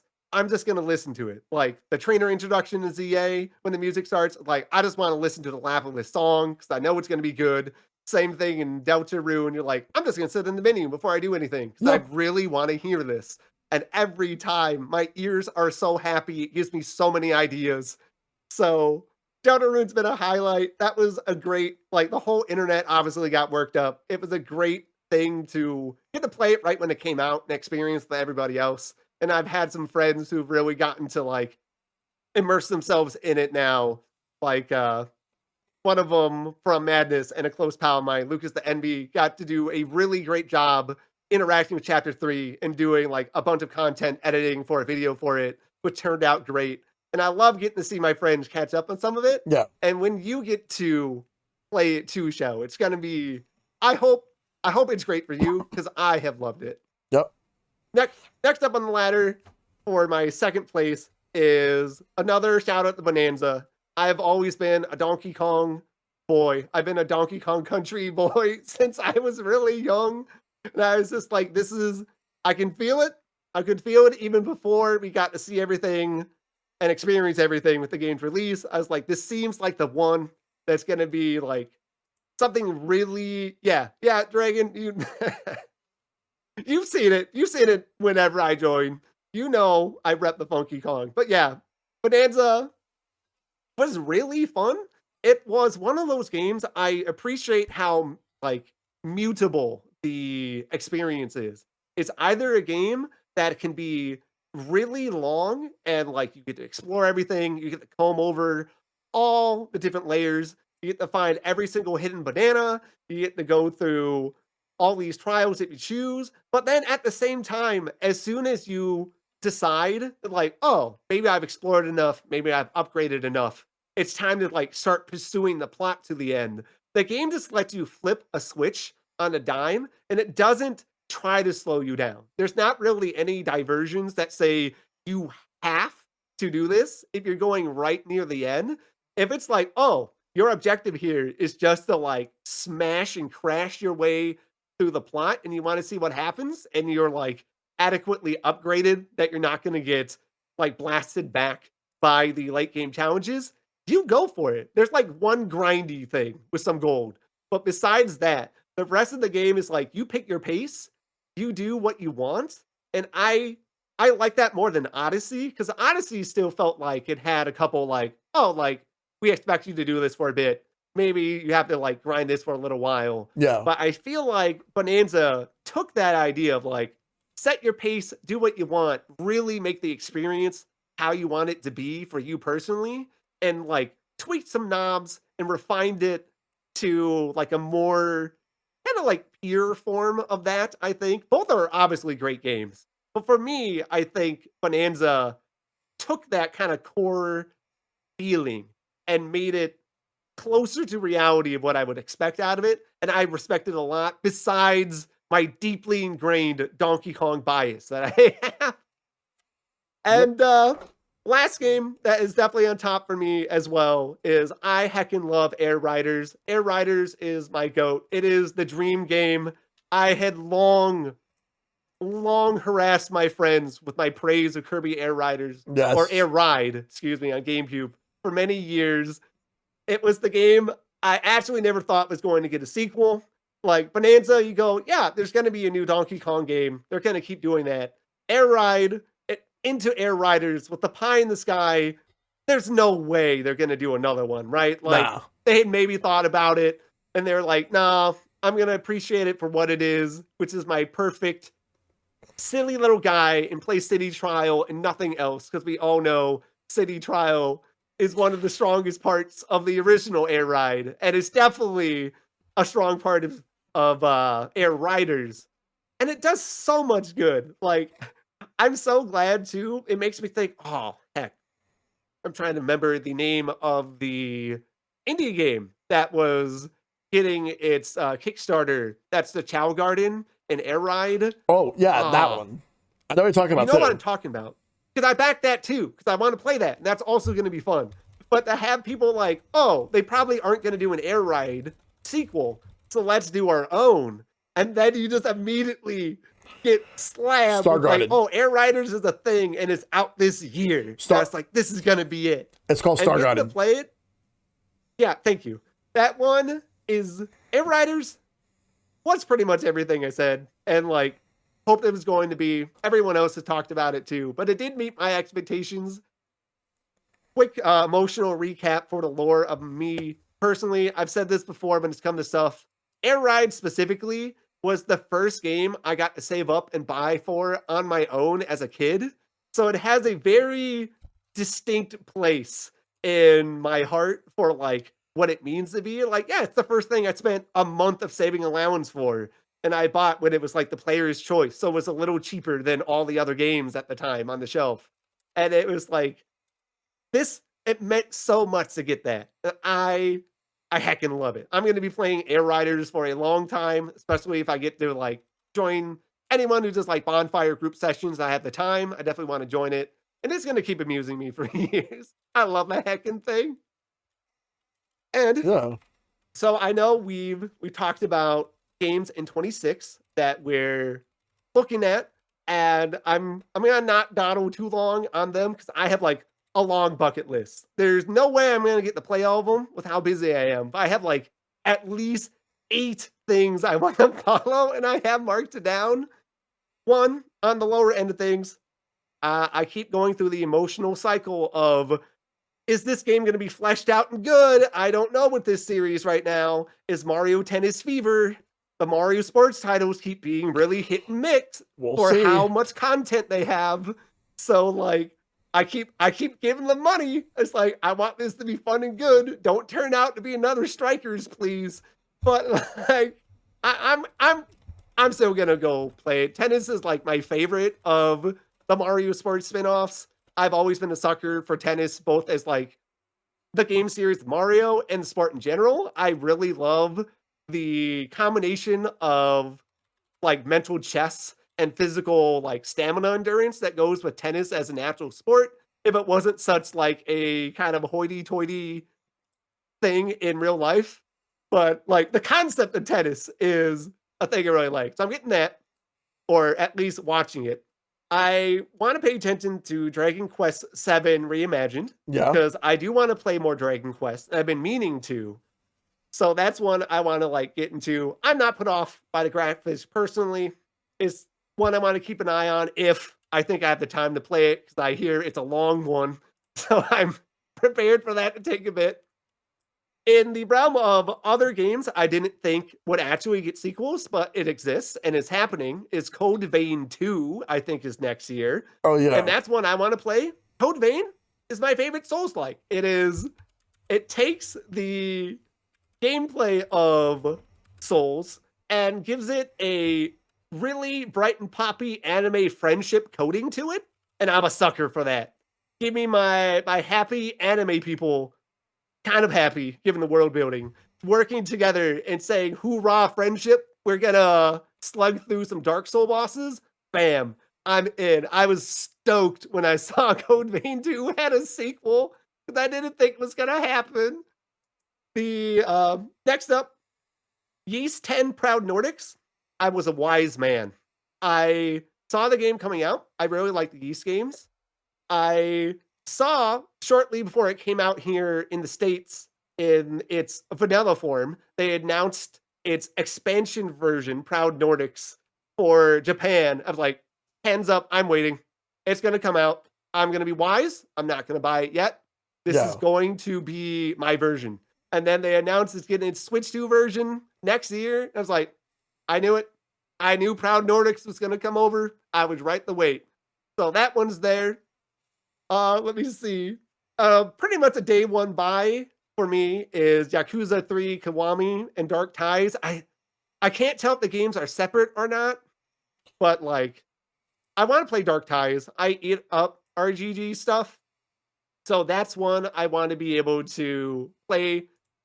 Actual like Yakuza 3 is fine. It has some really good moments in its Japanese like original dub that I don't know will persist if they redub the new one. But at least Dark Ties is one that I want to play through because I live in their world basically, and it's really I'm so invested. I want to know what else they have going on. Mm-hmm. Let's see, and then finally, last couple ones. Dynasty Warriors 3 Remastered. I'm a big Warriors sucker, especially classic Warriors gameplay. I only haven't played Age of Imprisonment because I only could fit so many games and I needed Christmas ideas for my family. So I said I was going to wait off on that one, but I do want to play that. And then the Star Force collection was mentioned. I also want to do that because I actually never beat the first game. That was the one I never got to have as a kid. I played the second and the third, one of each from those. Yeah. So I want to revisit the Mega Man Star Force games because I think it will be good. And then I'm pretty sure this is next year, but I wasn't around if other people mentioned it. Fire Emblem Fortune's Weave is actually one that I'm like really wanting to do. I'm a big Fire Emblem nut. I am a stat maxing grind man. Tell me how I can stare at all these different skills and like classes to be, how I can stack up and spend the time to make like absolute like gremlin monster destruction machines like I could Engage. And I am happy. Number go up and I get to stare at like really complex board states when I play on hard because I played Engage like eventually on I think I played it on hard. Yeah, I did. But the DLC I chickened out on because that actually got really tough. But like I like being able to sit and go, you have all these options, figure out how to make it work, kind of like with the actual SMT franchise with their really hard boss fights. And I like being shown the tools and figuring out it's like a puzzle in an RPG to get everything to stack up correctly in either your movement, sequence of plays, who goes first, who has what element, kind of stuff, and knowing what gets you out of really hairy situations and getting that triumph of like scraping it together and getting through. And I trust Fortune's Weave will do that for me. And I think that's it. Let me double check. Yep. All right. So I have a lot. I know I won't get to play all of it, but it's a good list I'm looking forward to. Oh, 100%. Like, that's some really good games coming out next year. But yeah, like, Corshal, thank you for being a part of this. I really appreciate it. Yeah, it's great. Thanks again for letting me start joining on this year. I really look forward to working with you more in the future on a bunch of stuff. It's going to be great. Yeah, absolutely. I'm looking forward to having you on again next year. All right, so now it's my turn to talk. So I'm actually going to do the most anticipated before I do my game of the year, actually, believe it or not. And I want to start off by talking about Yakuza Kiwami 3 because while I am excited about the game, there is one thing about it that is making me cautious about it because there is a bit of a controversy with the game. So you see, for the Japanese dub, there is an actor, Teruyuki Kagawa, and the reason I bring him up is because he has a significant history of sexual misconduct for so many years, and like there has been women who have been coming forward, especially in Japan, regarding this. So I'm kind of cautious about it for that particular reason. I know people will tell me either like play Yakuza 3, like the original one, or like the other thing would be to buy the game used on, because I was planning on getting on Switch 2 and I was planning on getting it used after hearing about that.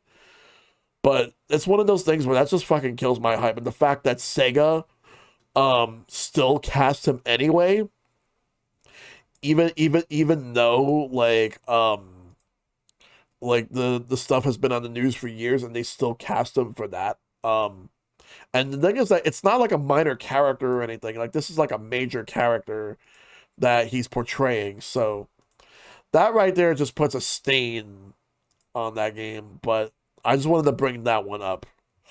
Um, but but I will tell you like some most anticipated games that I have that don't really seem to have any controversies as far as I'm aware of. Like stuff that I'm absolutely like hyped up for. Um, so one of the games I know I'm hyped up for that's coming out next year, like I'm gonna get the Mega Man Star Force Legacy Collection. I've never played a Star Force game. Now that I've beaten all the Battle Network games, so the logical step for me is to play Mega Man Star Force 1 and then do the other two games afterwards. So now that we're getting these games, I'm gonna get the collection day one. It's coming out in March, so I will be purchasing it. I'll pick it up. I'm looking forward to playing through these games for the first time. Because I was thinking to myself, like there wasn't really any reason for me to play them until I beaten Battle Network. I wasn't sure if that was the case, but I decided, you know what, let's roll with it anyway. I wanted to beat the Battle Network games first. Now that I did, Star Force, let's do it. So next year I'll pick that up. Another game that I'm anticipating is Resident Evil Requiem or Resident Evil 9, which when I first saw that when I was watching the Summer Game Fest, like I was just hyped with what they're going for. Like how you have Grace and you have her mom, and then how like it tells Grace's story, but but then after that I've seen the trailer in the Nintendo Direct being shocked over the fact that it's coming out on Switch 2, which I was under the impression that we would get it eventually, but we would have to wait a while, considering there's always been a pattern of like late ports on Nintendo Switch, and then I figured that with Switch 2, that we would have the same thing, where it would be the same fate, where we would have late ports. But no, this is coming out alongside the other platforms on the exact same day, with the fact that we're getting Resident Evil 7 Biohazard and Resident Evil Village also coming out the same day on Switch 2. So we got all three games. Though, since I've already beaten 7 and 8, I'm going to prioritize my time with Resident Evil Village, well, Resident Evil Requiem. So, and seeing Leon at the Game Awards, of course it was leaked, but still hyped to see Leon at the Game Awards trailer for Resident Evil Requiem. And I have a feeling that there is another character that we're going to see that appeared in another Resident Evil game, a more recent one at that.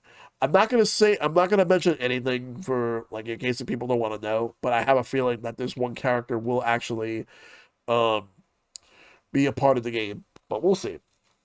But yeah, I'm hyped for Resident Evil Requiem, and I'm even more hyped for Pragmata right now. Like, Capcom is really, really knocking out of the park lately with some of their games. Like, Pragmata looks fantastic. Did not anticipate us getting a Switch version of that, a Switch 2 version of that, but we are. And not only that we're getting a Switch 2 version, we're also getting an amiibo. The fact that that Capcom, like when it comes to third parties releasing amiibo, Capcom has been the most consistent. Like they're like the biggest company, biggest third party company releasing amiibo that's not Nintendo. So for Capcom to release amiibo for Resident Evil Requiem and for Pragmata, that's awesome. Really, really hope to see a demo for Switch 2, because I'm thinking that, because they did say that there's going to be a console demo later. They just had the PC demo. I need to try the PC demo just to see how it is, but a lot of people are saying that this game is going to be amazing. And to think this was first announced 5 years ago in a PlayStation conference, well, if you could call it that considering it was COVID era, but yeah. Pragmata is going to be amazing. Onimusha is another one that I'm looking forward to. Again, Capcom, like they're really pumping them out, making amazing games right now.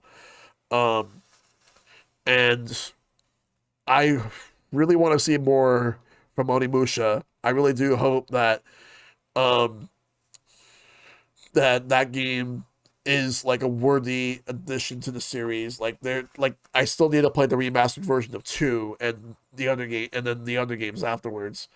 But that Okami 2 um Mega Man Dual Override fucking Capcom is really knocking it out of the park. But in terms of most anticipated that's not from Capcom, Fire Emblem the new one. What's it called again? Because I really need to play that game when it comes out. Um, fuck.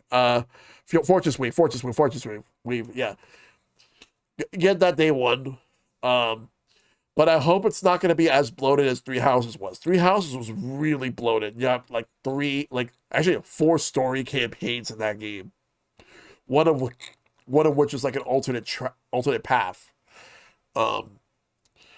But there's other stuff from Nintendo like Tennis, like Mario Tennis, Yoshi.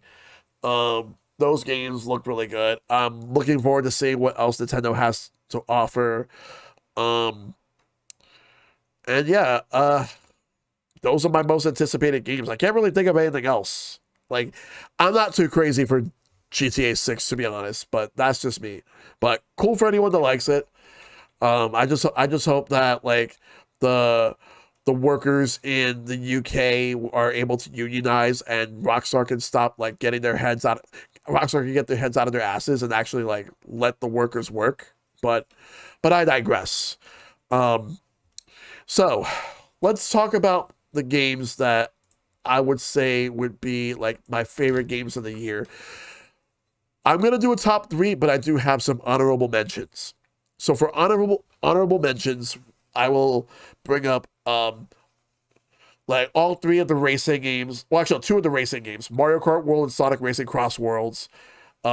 Great games in their own right. For me, my main issue with Cross Worlds is the fact that I feel that steering is kind of clunky for me, even though you could change it up a little bit. It's still kind of clunky, and I feel like some of the physics need to be a little bit more fine tuned.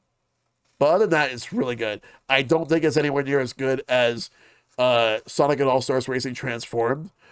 That might change in the future, but right now, that's how I feel.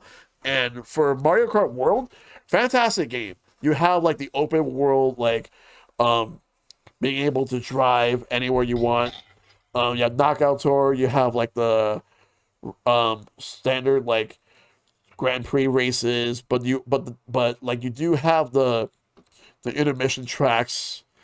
Battle mode kind of sucks in my opinion. Like it's probably one of the weaker ones. It's not the weakest one. That'd be Mario Kart 8 vanilla. And there's really not a lot of options, although they did add a lot more stuff within some of the recent updates. Like they added like custom items. They added like being able to like use the UFO, and once you use that, like if you could pick up like certain NPCs and you could unlock an NPC. They added a tracker. They added so many things that should have been there at launch. I do think we're gonna get DLC. I think they were just waiting between like certain games that Nintendo released, and also I think they were also waiting until after that Mario Kart bundle was no longer in production. I think that's when they're gonna start announcing DLC. But we'll see what they do. But right now, I kind of feel like because World is a great game, but it's not my favorite game in the series. But it's because like right now, it's really hard for me to top 8 Deluxe. But we'll see what they do in time. But right now, that's just how I feel. And another game that I would actually say that misses the cut for me would happen to be Hades 2. But only because I didn't get to play a lot of Hades 2. I need to go back and play more of that game. But for what I did play, it's really good. For whatever reason, it just didn't grab me like the first one did. But maybe it's because when the first one came out, we were still in the pandemic and I was just hooked. Right now, there's just way too many games to play. So it's just a victim of a stacked year. And another game which,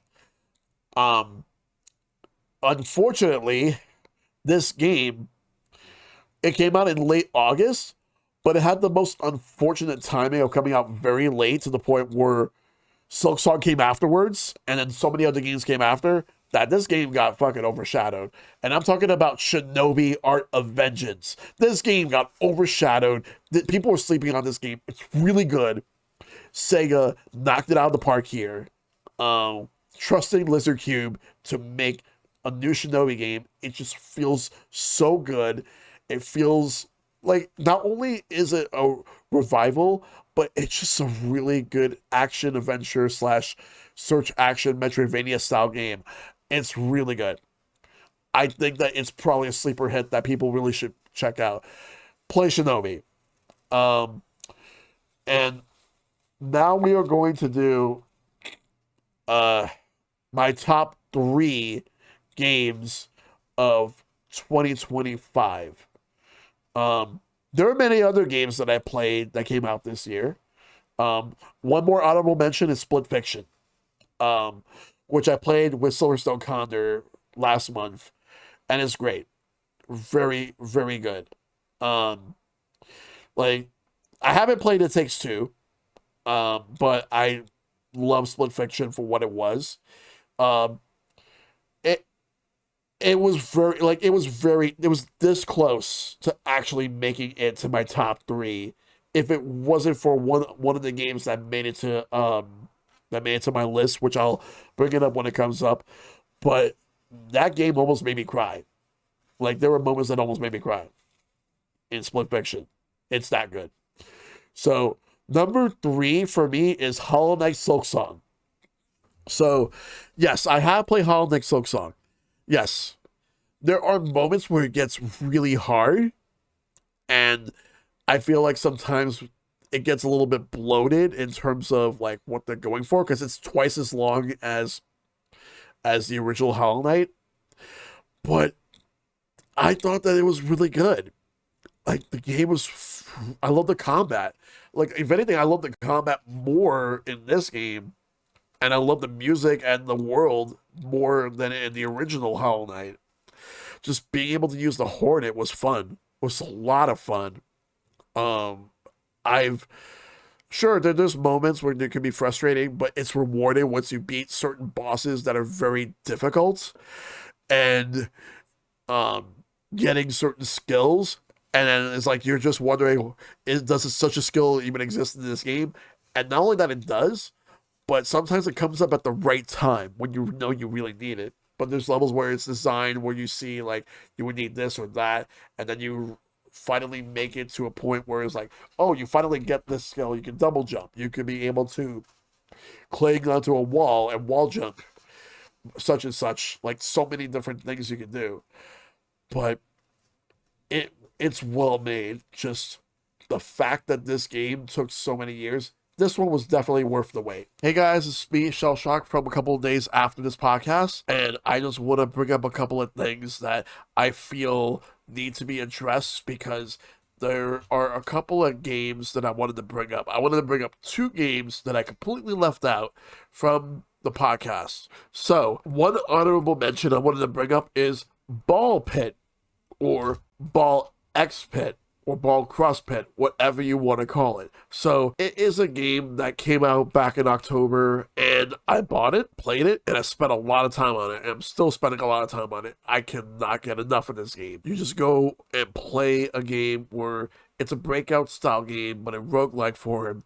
You control a couple characters with different stats, different balls, and you have to fight against waves of enemies in hopes that you'll be able to beat a boss, gain a couple of materials that you need to build a town, get your resources, build buildings, grow crops, and a whole lot more. Get gears in order to be able to transcend downward to the next area, or in some cases upward, so you can be able to go to the next area until you get everything. Such a great game. Highly recommend it.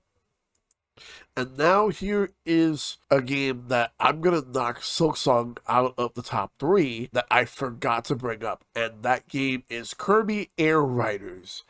an amazing game that Sakurai made where it's a sequel to Air Ride for the GameCube, but no one ever expected to see this game return. And it is a lot of fun. I've played through this for the past month or so nonstop. The multiplayer is fantastic. You have multiple options, multiple modes. You can play Road Trip, which is a single player campaign where you have to race in different fashion, like Golden City Trial. At least versions of it, like bite-sized versions of it, in order to be able to get what you need to get the equipped machines and be able to move on. Once you get the true ending, after you beat the game twice, and also you have 22 machines, you are good to go. You'll be able to unlock the secret character and the secrets area and everything. Not only that you get that, you also unlock a couple of other challenges. Not only that, but you also get to partake in a couple of other modes too. You also get to partake in single air rides, like regular air rides. You can partake in Top Ride or City Trial. And there's so much to do, like the stadiums as well. So much for you to do, local and online. It's a lot of fun. Great package. Probably the best racing game of 2025. Highly recommend it. Now, back to the actual regularly scheduled programming. Number 2 for me, and I've had a long thought about whether if this will be number 1 or this will be number 2, because up until this summer was where I played this game, and then it was my game of the year until like earlier this month. And that game is Donkey Kong Bonanza. So, Donkey Kong Bonanza is, like, to me, phenomenal. Just how you have these big worlds for Donkey Kong.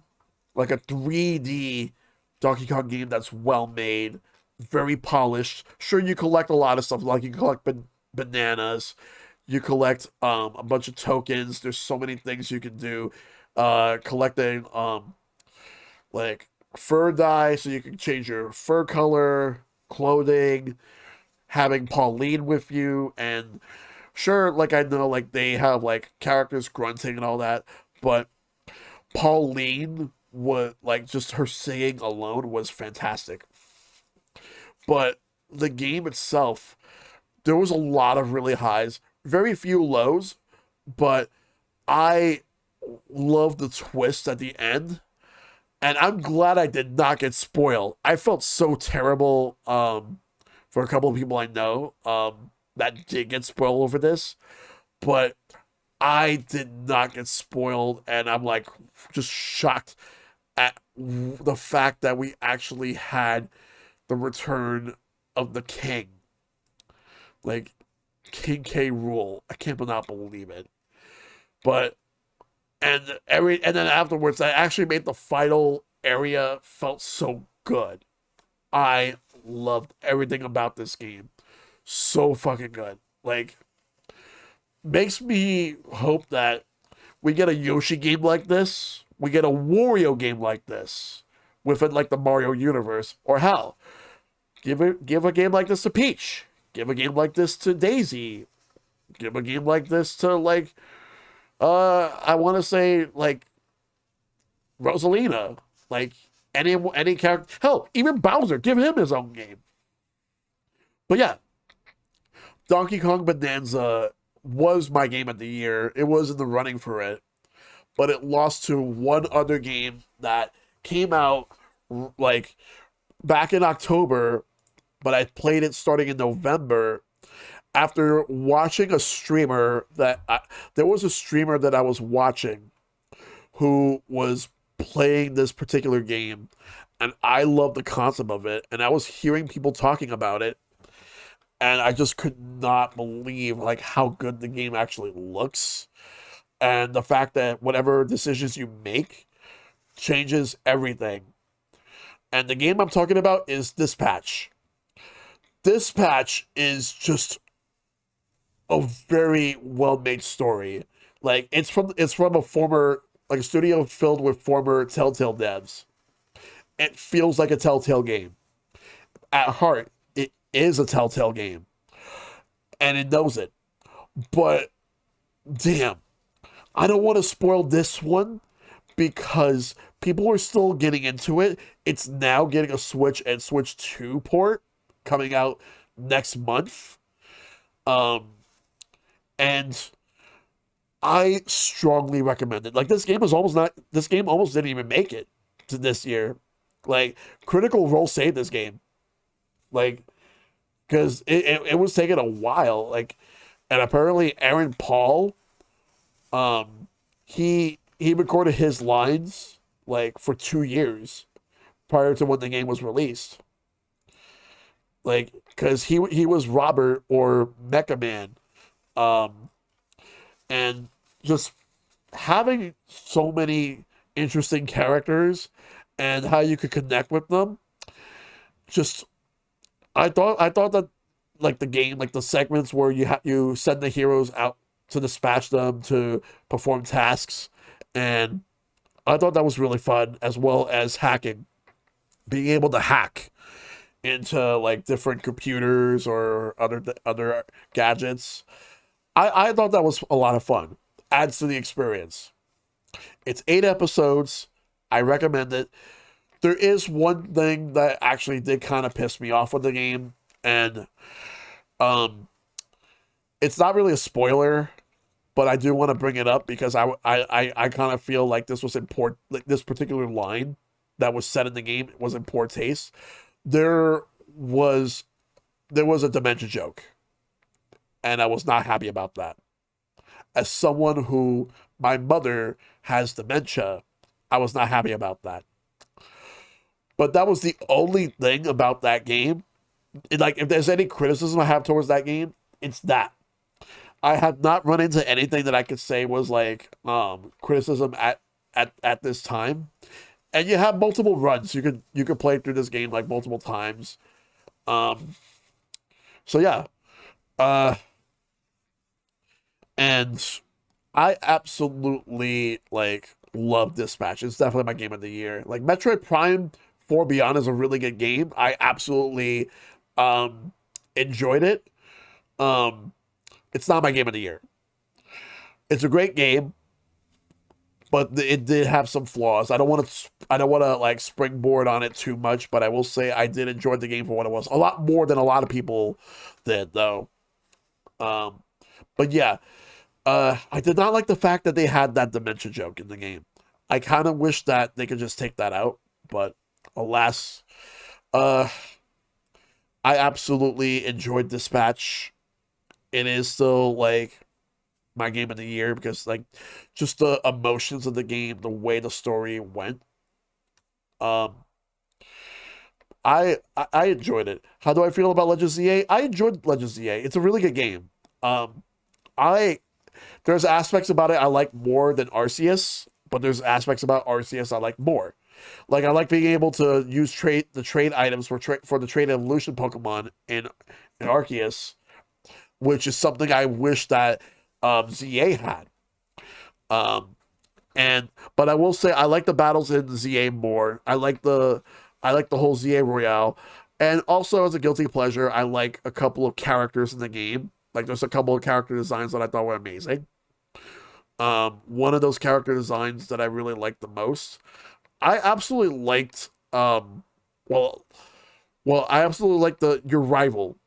Like the way they designed them, the way they designed like your other friends within like the Team ZA. Um, and also certain other characters in the game that show up, which you got to see for yourself, especially if you play Pokemon X and Y, which, oddly enough, X and Y are my least favorite mainline Pokemon games, but ZA actually makes me like that aspect of Kalos. I would actually like to see more like that within the Kalos region, but in different times. So, we'll see. But yeah, I'll say this though. This year, in terms of games, was a very strong year.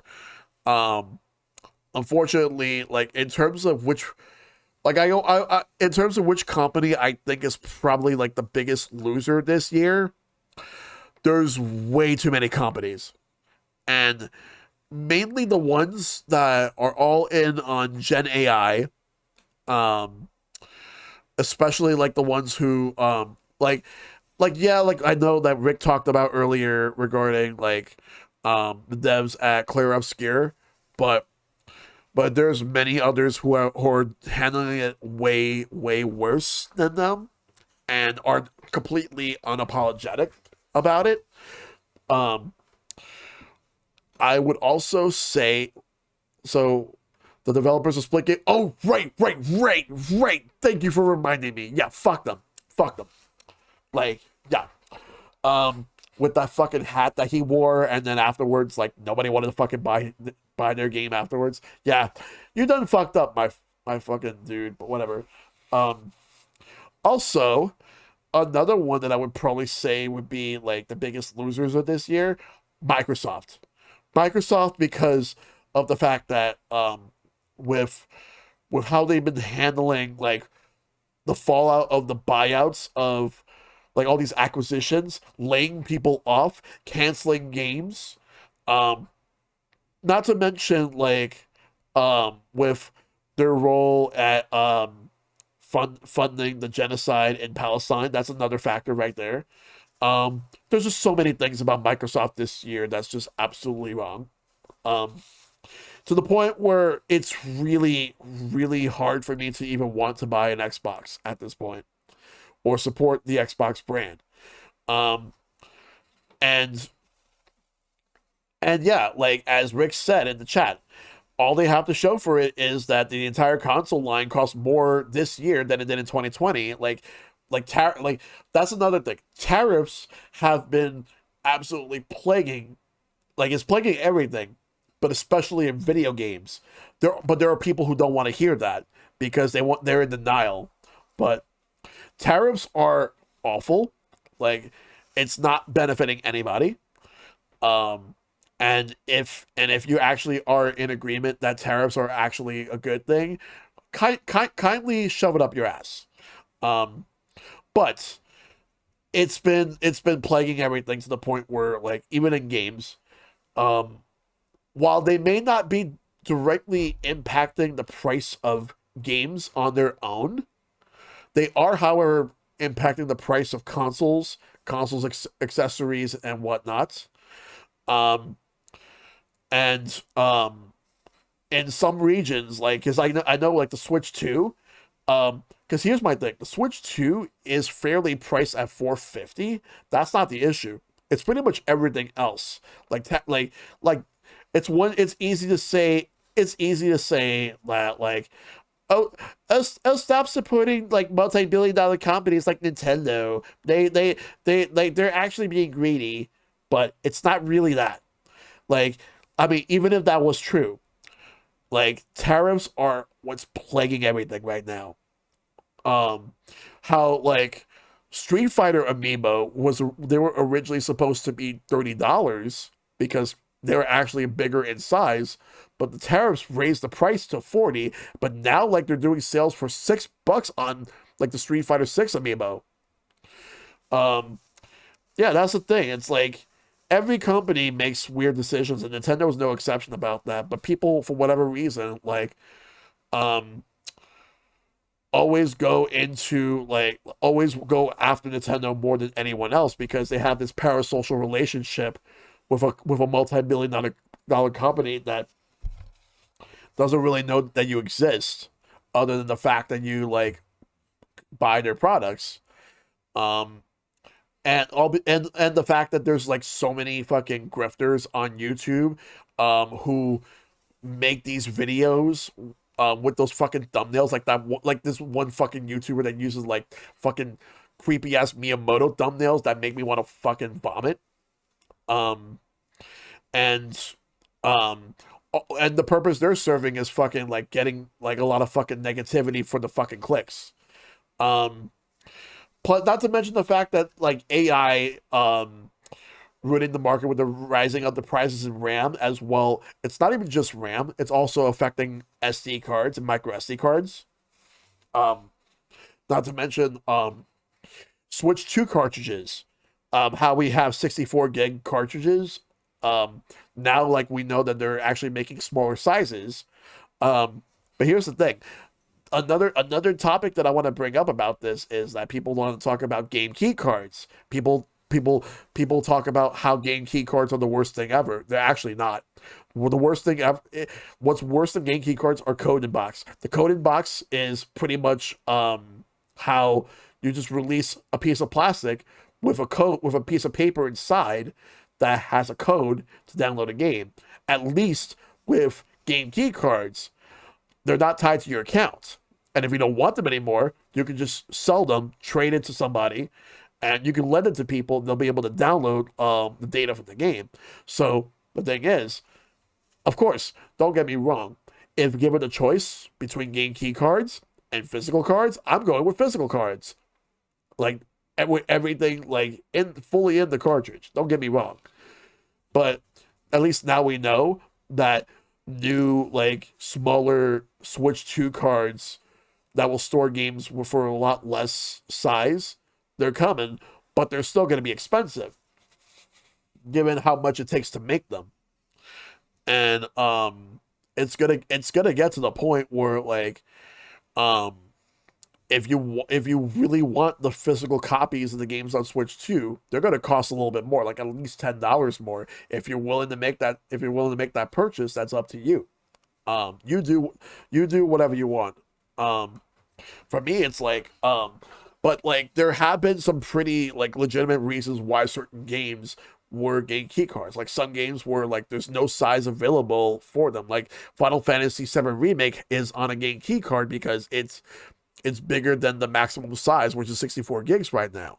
Another one is the Star Wars Outlaws, which that game, the reason why that Ubisoft actually went with game key cards is because of the reading speeds. When you're actually playing the game, like versus like the full cartridge, it's apparently slower for games that run in full cartridge compared to like playing the game on a micro SD Express. So there's that. But again, not the worst thing in the world, but I would prefer like the game's fully on the cartridge, but that's just how I feel about that. And the other factor right now that's really pissing me off is the negative discourse online has been getting a whole lot worse. Granted, I'm not on Twitter anymore, and I'm glad I'm not on Twitter anymore. But on Blue Sky, it's not that bad. It's not perfect. There's a few bad apples on there, but nothing compares to what you would see on Twitter or even on Reddit. Like Reddit's just as awful. Like there's a bunch of subreddits where people will fucking judge you for what you like, but at the end of the day, whatever you want to buy, it's your money. You spend it on whatever you want. You enjoy the games that you like. So as if you want to be able to just like enjoy something and not be ridiculed, then just do what you want to do. Like enjoy the games and have fun. Yes. Like there's companies that do deserve criticism, but some things do get overblown. However, if there's any criticism that I have towards video game companies right now, is the fact that the workers need to be paid better. They need to be treated better with respect. And if they're not unionized, let them get unionized, please, because they need to be protected. They need to be like treated very well. So I'll say this right now, before we start signing off. I'll say this right now. I really think that there's so many video game companies that are just fucking up. Like, yes, they may be making amazing games, but love your games. CEOs, not so much. Especially the CEOs that bend the knee to fucking orange. You know who. Anyway, so that's gonna do it. That's gonna do it with the best games of 2025. So Rick, Korshel, Epic Man, Mr. Ben, and to everybody who has been a part of this podcast this year, especially those who were able to show up tonight, thank you so much. I really appreciate it. Hey, thanks for having us, man. Yeah. Yeah. It's been a pleasure being here. Yeah. Yeah, I really look forward to getting more time with everybody in the year ahead, and then some. Yes. Yep. Thanks, man. Thanks for having us. Yep. So the thing is for next year, so we are going to be back again at some point, like in March. I have not decided on what date yet. It's still primarily going to be on Sundays. Um, Usually around like 8 o'clock Eastern. That like I feel like that's like the best time that I usually do this. There'll be some exceptions, which if there are, I will let all of you know. Um, and there's a different theme. I've already shown it off the other day when I did my Shellshock Prime showcase, and the theme for next year is going to be Street Fighter Alpha 2. So everything's going to look different. It's going to look more like Street Fighter Alpha 2. So I'm excited. And it's going to be fantastic. I actually need to show you guys the intro when the stream is over, but you guys will absolutely find it hilarious to see how it all looks. Um but again, I that's gonna do it. Again, you guys are all amazing. I do only like I only have two more streams this week, and rather one more stream this week and then one on Monday, and both of them are two halves of the affiliate anniversary stream, which Korshal, Mr. Ben, and Rick, you guys are going to be a part of the Mario race next Monday. Yeah, looking forward to that. Gonna be sick. Yeah. I'm ready to do either Great or Crash and Burn. It's gonna be so fun. Can't wait to come in fourth again.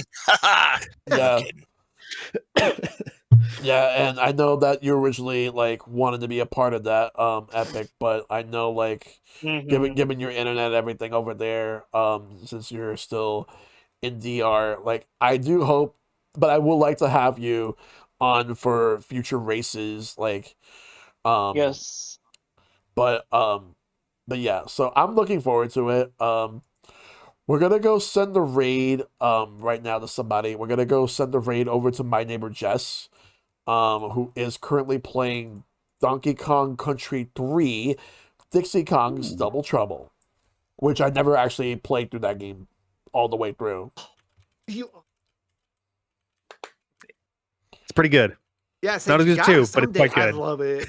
You know what? But but the thing is, before I stream that, I need to replay Donkey Kong Country 2 because it's been a while. Oh, yeah. Because I want to replay that just to have something, and then do 3, and then that's all the country games that I've streamed. Which You'll have fun with 3, I think. Which I will say, I'm actually a little bit more receptive towards Donkey Kong Country Returns HD, but I agree that the remaster could have been a lot better, and it was not worth $60. Yeah. And I do hope Nintendo. I hope Nintendo never works with Forever Entertainment ever again. Forever Entertainment. Which Yeah. you could also say that about Sega, because did you see how the House of the Dead 2 remake looks? Yikes! Oh, no. Broke my No, heart. I haven't, that actually. It went like that. It's not good. It's I will really say, bad. on the subject of cost and whether something's worth it, even worse, I would say, than Mario Kart World being $80, I would say maybe the lowest content to value ratio for this year. Much as I enjoyed it, the Star-Crossed World add-on DLC for Kirby and the Forgotten Land, it's very nice, it's very charming, it is not worth $20. It's like a $10 yeah, we kind of value. came to that same conclusion when I streamed it myself. With all of both me and my co-coms were like, yeah, it's cute, but it's not really worth the price of admission. I haven't You actually can buy a whole other indie game for that same money. I haven't actually played it yet, but I will say though that I would pretty much say that, but applying it to the DLC for the DLC from Super Mario Party Jamboree, I love the tag team mode, I love the frenzy mode, but it's a $10 DLC and not a $20 DLC. Yeah, it should have been lower than that. And honestly, I feel like they could have done a little bit more, or make some of the content better. I feel like they should have done a little bit more with the Bowser Party, in my opinion. But Yeah. that's just me. At least Animal Crossing is going to be $5. Plus, we get a free update. Yes. Plus, we get a free update to supplement it. Yes. Yeah. Good show. Good show. Anyway, so we're gonna rate My Neighbor Jess. The credits are actually gonna be longer because we'll be thanking it's just a showcase of the guests who are part of the season. So I will be I was gonna say for all four of you, I do want to talk to you guys after the call, after I'm done with the credits and everything. But yeah, so once again, thank you guys for being a part of this episode, as well as to all the guests who were on earlier, and to all the guests who were on from previous episodes that weren't able to make it tonight. So thank you so much for tuning in. I will see you guys in the future for sharing with Shellshock next year, then in March. So take care of yourselves. Be awesome. Stay awesome. Tell your loved ones you love them. Check on them as always. May you all fight for lasting peace. And I'll see you guys next time. Be kind, rewind, and y'all take care. Good night, everybody.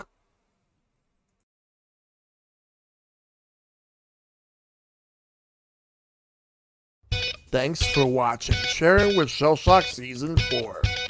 Your name will be inscribed in the pages of podcast history.